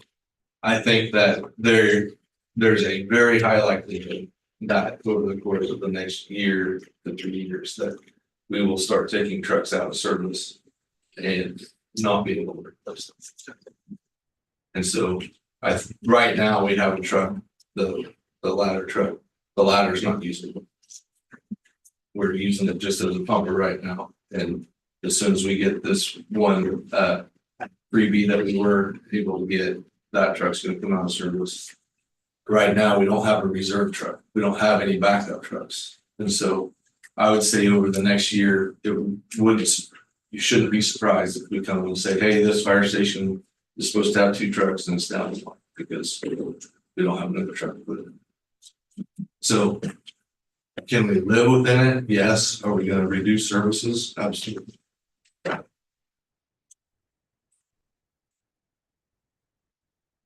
We have consensus on lowering 8% increases.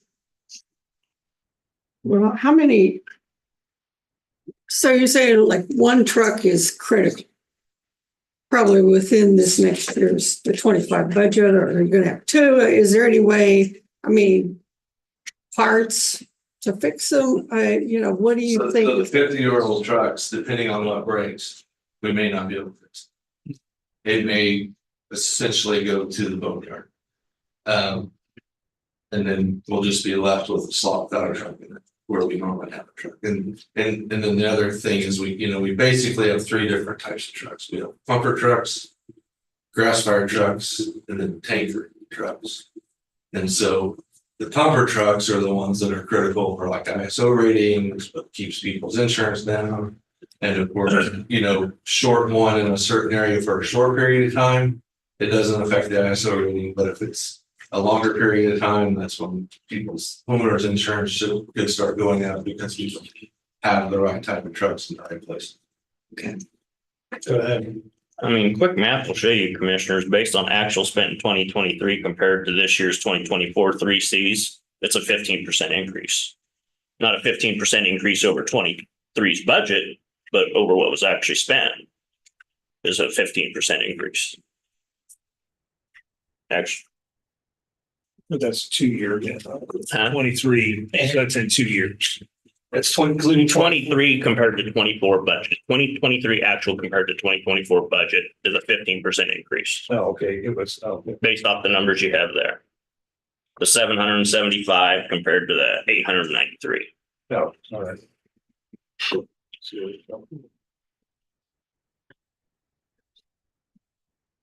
Is there, other than the trucks, is there any other item, that you can cut, that you can do without, or to bring that percentage down?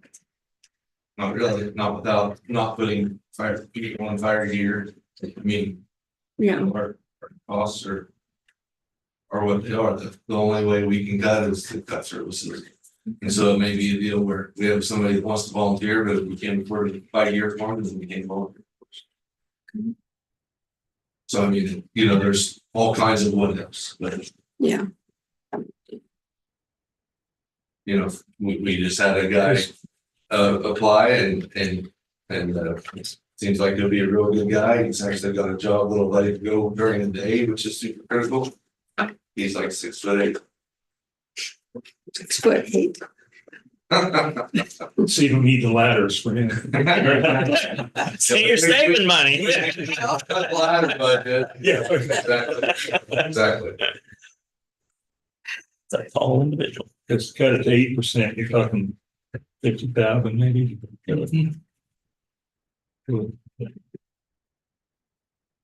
Not for sure.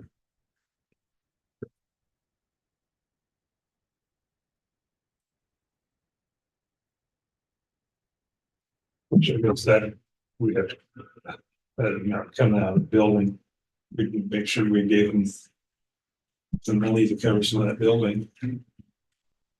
I think we got some more funds that are left over. We could do that. I think we probably will have some left over. At least, we've been getting interest on all that too, which really helps. And as far as we believe, the interest doesn't have to be allocated No, by it the end does of not. this year, so Okay. Yeah, it's not. we're not as strict a timeline for that, at least. We have to spend the principal amount. Yeah. We said that's principal, not all the interest. Correct. Yeah. Mm-hmm. Mm-hmm. So you could actually use some of the interest off of that, and still get interest off of that. I know it's gonna get, but yeah. It's a good time to buy stocks. We do not. I don't know about that. We do not intend to turn any back. Yeah. And we can't legally do that. No, I was kidding. We're almost at 1040, so we really need to. Oh, I don't know. If we're asking them to cut it down, we kind of need to lean towards finding funding for that station. yeah. Because that's a lot of the problem. That's fine with me. Like, did you say you had the funding for the station in the reserves? Spend our reserves down the next amount. Right, yeah. That would leave money in reserve for new trucks then. Right, if you pay for part of all of the station or both the stations, absolutely, yeah. Then that money goes Yeah. to the If vehicle. we got money to pay for 1 or 2 stations, then that would let us actually go out and start shopping for trucks. Mhm. But if we're paying for all the stations, which is what we were directed to do, because you get them built and not taking on debt, then we're gonna spend our reserves down the bottom.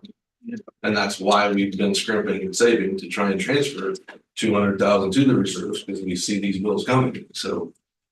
You know, and then, you know, there's firefighters that knowingly don't take their stipend because they want to put, they truly do it. I mean, they're all volunteers, but they don't even take their stipend because they know how tight our money is. And are putting that money back in. So I mean, you know. That's, and they know they're working with a lot of substandard equipment now. That, the actual bottoms station, I saw it somewhere, but what was the total cost on that? Approximately 245,000. 245. So that's presumably approximately what the university park station would cost. There was a talk of a 5% increase, but you know, we won't know until Okay. everything's said and done. And that'll be the other question we have is the commissioner, do you want us to go out for a full bid on it, or do you want us to work with our current contractor and architect and have them update the prices and save the expense of going out to a full bid? You know, we were happy with them. That'll be a commission decision.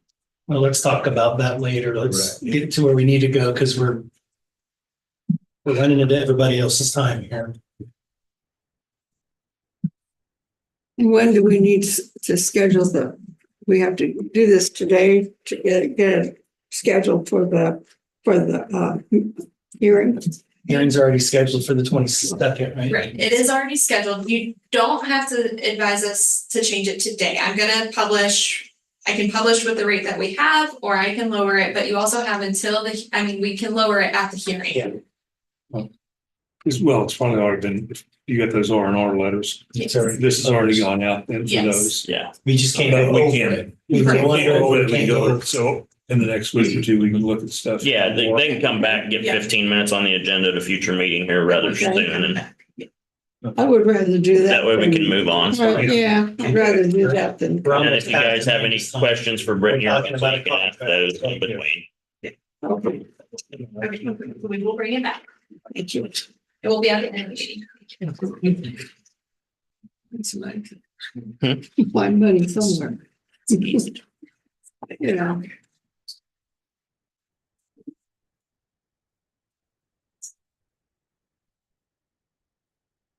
Good morning again, I'm the website director.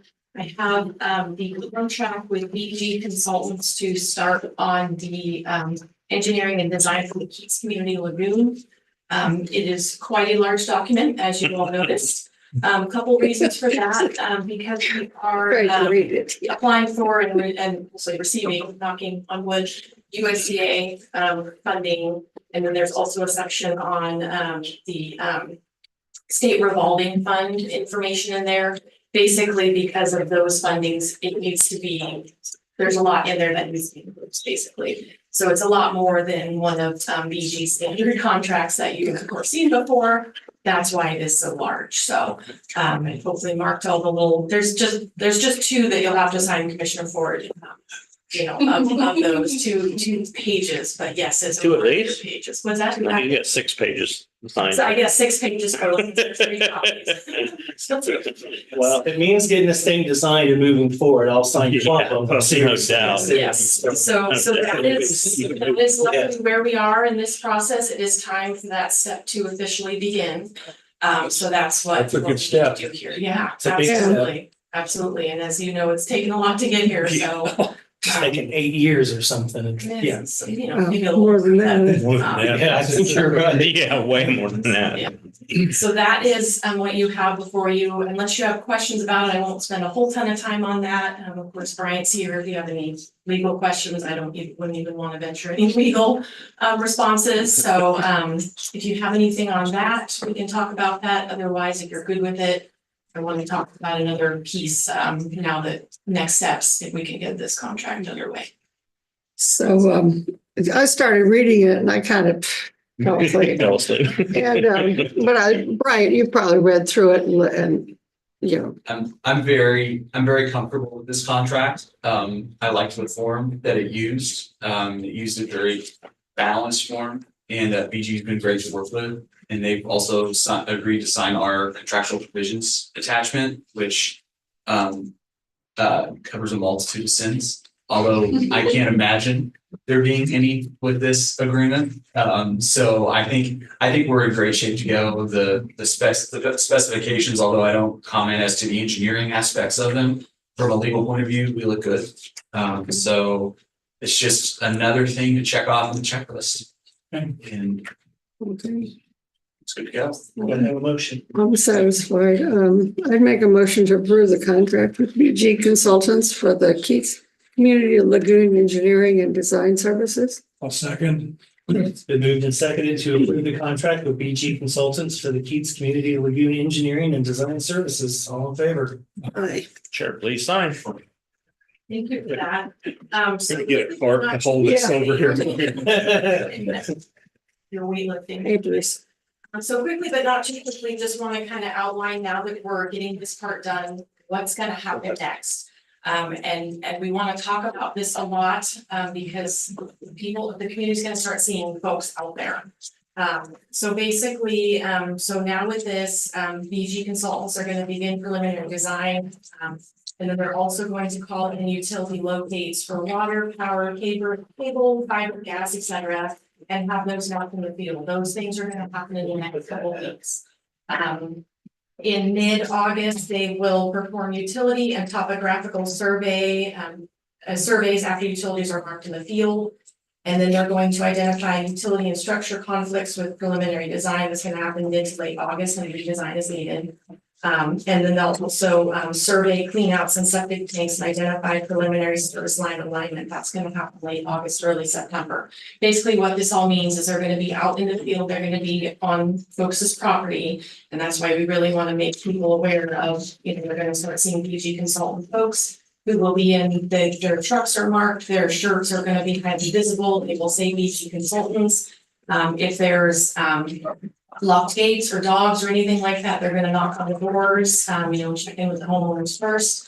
Basically, what they're doing is looking for everything. They want to mark all the utilities so they know how to design around them, so there's no conflicts or minimize conflicts or work with that. They're gonna mark where everybody's existing components are, your tanks, your fields, whatever fields might be out there. And all of those lines, they want to mark where all of that is, so they're aware. Again, it's all about using that information to inform the design. What conflicts do we have that they need to work around, all of that. So again, it's just really important. We want to talk about this. We'll get an email out to the community listserv that I have this afternoon. We're going to post news releases and other information, and we're going to talk about this a lot over the next few weeks. So again, people are really, really aware that they're going to start seeing folks, what those folks are doing. Obviously, people can always call us, always call planning and development if they have questions or concerns. But things are really going to get going now. So we're both excited for that. And again, want to give the community a heads up. So just if there's any concerns about somebody in my yard or, what's going on, we hope that everybody is aware of what's happening by now. But again, it's always good to, I don't think you can talk about it enough. So we're just really wanting to make sure to get that message out to folks. And then also a little bit more about the timeline overall. The design and engineering is going to take some time. It's not really going to be ready for KDH and everything else to review probably until middle of next year. The design does take some time. And then we'll do construction bidding and all of that later this year. And then construction will be scheduled to start in 2026 and commence in 2027. So again, all of this stuff we'll just keep talking about. We have it available on our website. We'll get that information out to the community, and we'll just, I know I keep saying the same thing, but we'll just keep talking about it just to make sure people are really aware of what's happening. Is there anything that I missed? No digging, no work. Thank you. No, at this point, there's no digging, no construction work. They're doing locates. Of course, they'll do the little spray paint, that kind of stuff, but they are not going to be digging or doing any construction work within the next several weeks. Once that's, we'll keep everybody informed about how we're moving along and what people will be expecting to see as the months progress and when construction actually commences. We will have given people plenty of heads up so they're aware of when that part is actually. We might make some signs, some signage and put for the people that don't use the internet. And which there are some, Yeah. some Yeah, and I can't remember if you and I talked about, or maybe Vivian and I talked about, yeah, bringing. bring You brought that up, you know, we were going to volunteer you to possibly bring out some flyers and stuff. Okay, yeah, that's fine. So Yeah, that was a very nice segment. yeah, and you know, I was thinking even a few like signs in the park or at the community church and stuff like that, you know, so people. Yeah, we had discussed, we can definitely do Okay. flyers, but if you want to, if you need to go a few steps farther. Yeah, I'd be happy to do that. Okay, thank you. Thank you very much. Well, they've got a fall festival coming up too. Which would be a good, Any just resources? about everybody goes to that. So, Okay, running behind, but go on to United Way. Oh, thought I saw you. It's in the back. Okay. Sorry, we're running late. That's okay, I'd rather be here. So, thank you so much for, helping and endorsing the United Way campaign in our community, especially, within Riley County itself. I really just want to, highlight a few things, and I do have a guest that I want to just maybe share a few thoughts from her perspective, on the value and importance of United Way and what it's meant to her. But, wanted to really, I guess, just create some opportunity to share again about why United Way. Our specific focus is engaging the community to support the community and where we live, making it more viable for each of us to be successful. When we're individuals who are successful, our community is successful, and we drive that economic stability for everyone. So we are creating some clarity and some of our focus. In the past, you've heard us talk about our focus in health, education, and financial stability. And as we think about changes in our world and we think about helping everybody understand where we're driving change as an organization and who we're partnering with and why, we're creating some clarity there. So I just wanted to share those with you so you could begin to be familiar with where we're focusing our campaign dollars, but also our advocacy and our messaging throughout the community. We're now focusing on healthy communities. What does that mean? We're focusing on mental and physical health and nutrition and food stability for those who live around us.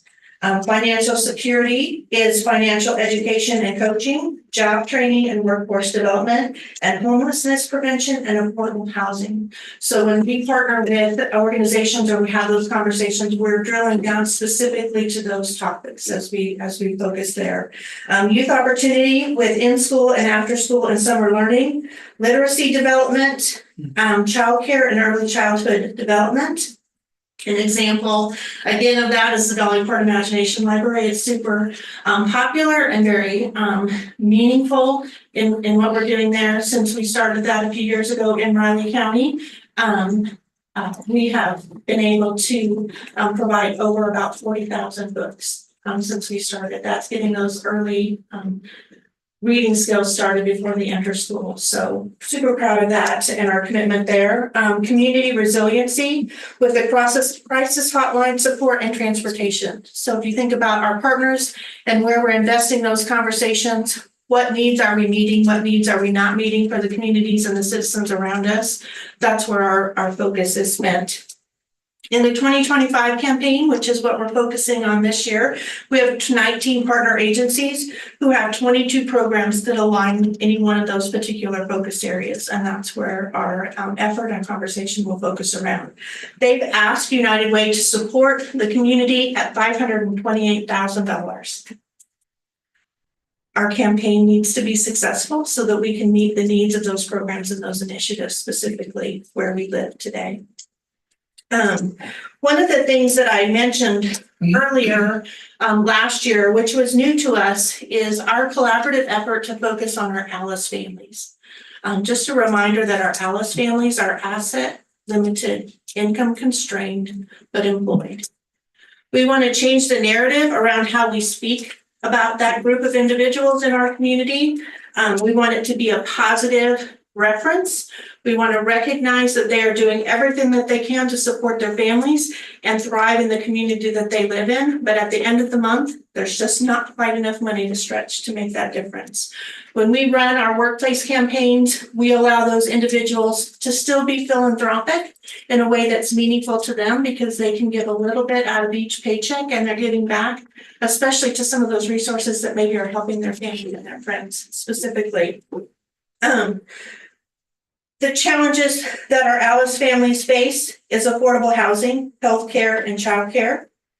They're living paycheck to paycheck. Many times they're referred to as the working poor. Again, we want to be a part of that narrative change and refer to them as our Alice families. They're doing everything that they can to support their families and the community that we live in. And many times our Alice families are one emergency away from crisis in their families. And so when we can meet the needs of those individuals, not only do they provide better support for their family locally, but they become better employees, which supports our employers, which helps our employers be successful, which then helps the United Way campaign continue to thrive and help us have a strong economic community. Some facts that I'd like to leave you with, specifically in Riley County, when we talk about our Alice families is, in Riley County, that's 53% of our population, 53% of our families. The state average is for poverty 12% and Alice is 30%.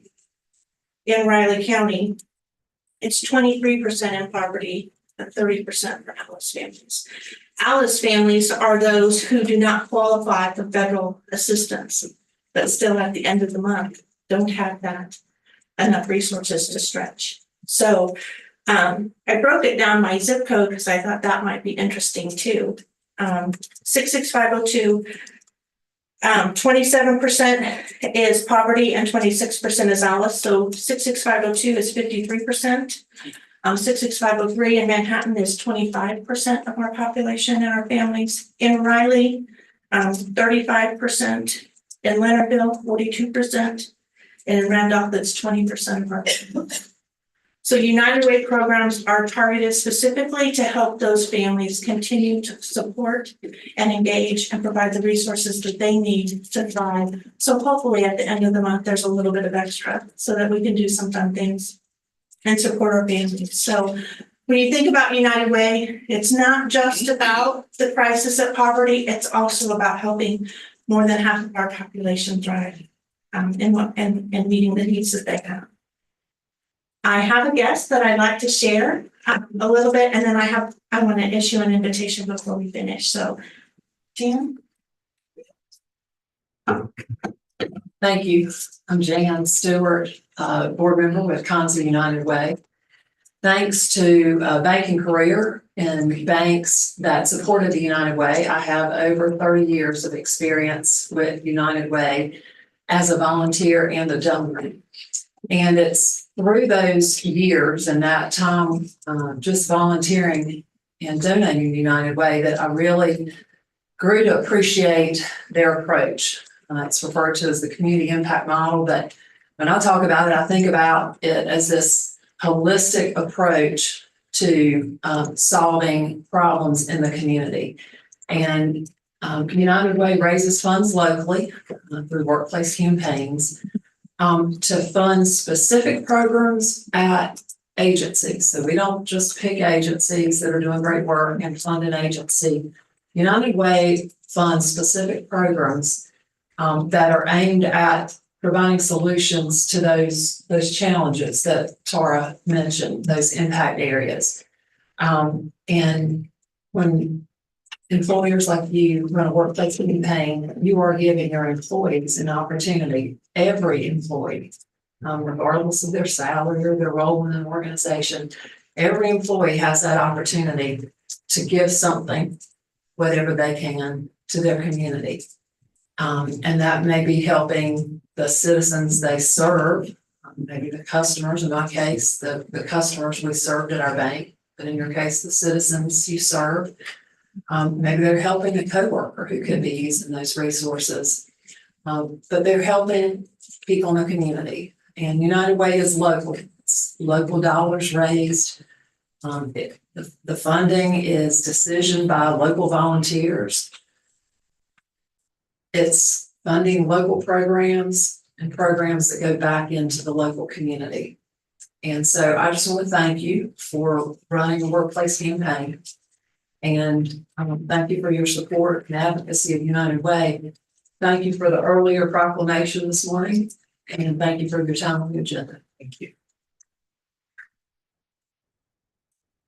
One of the things I am most thrilled about the United Way campaign, in addition to what you heard me say earlier with Jan, is it's really volunteer led too.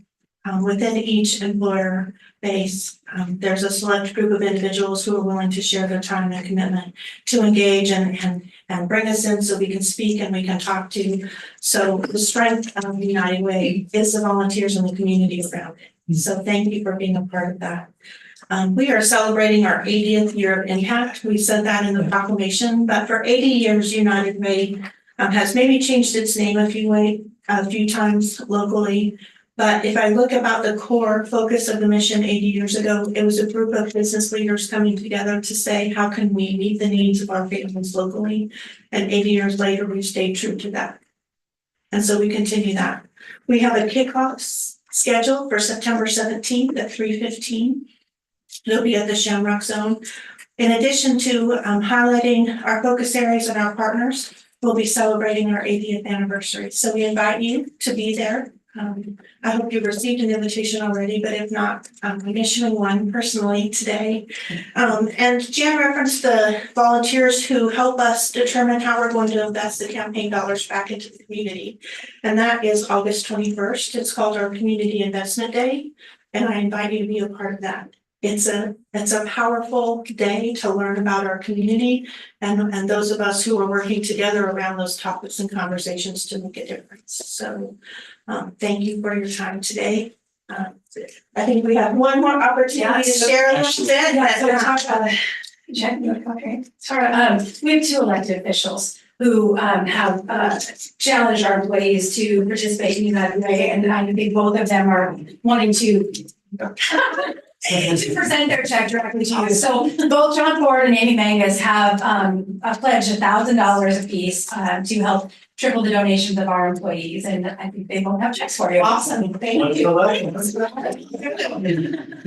That's about the best money ever. Yeah. Well, so I got- I mean,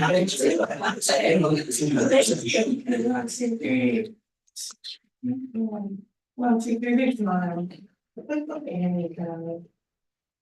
And would you like to do a picture out front? I don't know if you want the proclamation, I would say, but it's a good, but. Yeah, That'd be great. That'd be great. That would be fun. Bigger.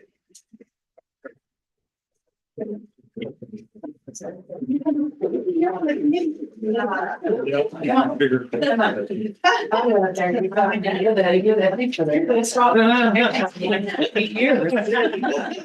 be nice. I usually dash to the back against the wall there, so we can all fit. Yeah.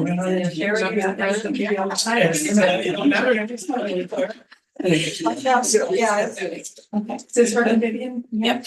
And right here, oh, big smiles, 1, 2, 3. And 1, 2, 3. Let me take one more just for safety. Big smile, 1, 2, 3. All right, I thank almost you. can't hold it that long. Thank you again so much for your support. We'll see you on the 21st. Absolutely. Thanks.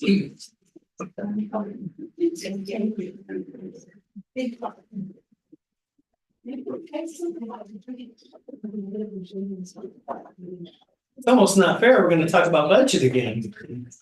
At least it's just cash flows, right? I mean, Yeah, It's update, not change. that's true. Not gonna make you sit through another long work session. Okay. Thank you. Yes. Okay. Good morning, Commissioners. Budget and Finance Officer Brittany Phillips presenting the July cash flows.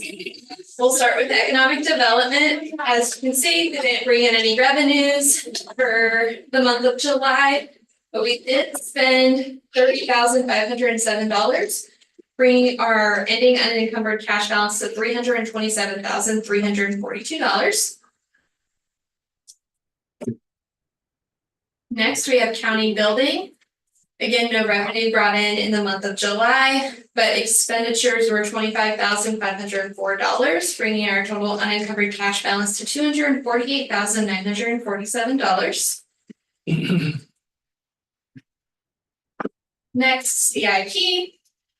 We brought in a total revenue of $9,189,207 and spent $361,893, bringing our unencumbered cash balance to $27,198,723.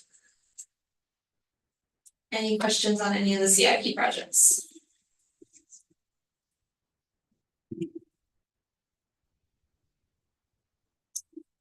Next, we have the half-cent sales tax cash flow. Obviously, no revenue in July, but we did spend $552 and have an unencumbered cash balance of $6,032,545. And then, last month you all had asked questions about projects that were completed. And so John Ellerman did send me a list of all those, so we got a lot of these marked off so we know that they are completed and where we're at. Next is the 0.2% sales tax. We brought in $225,636 for your unencumbered cash balance of $3,666,874. Any questions on any of my reports? I think going back up just before the half-cent one, there's a page listing some projects that says FFE monies. Yes, so that's What's that? the federal fund exchange. Oh, When, the federal, yeah. okay. Mhm. So I we, should have known. Furniture, fixtures, and equipment. That's what it usually stands for. yeah, so this That's the is, federal, oh, okay. and so that all goes into CIP, but we track it on a separate spreadsheet so that we know the exact projects that. I was saying, I didn't think they spent CIP money on these Right. projects, but I couldn't figure out. Yeah, we put the money into CIP and then we We just get that designate it. exchange. Yeah, okay. I probably ask that question every time, but eventually it'll sink in. Sometimes I forget what the FFE is for too. We gotta get some projects on the study list. Yeah. Any other questions? Been for that, I think. Thank you, commissioners.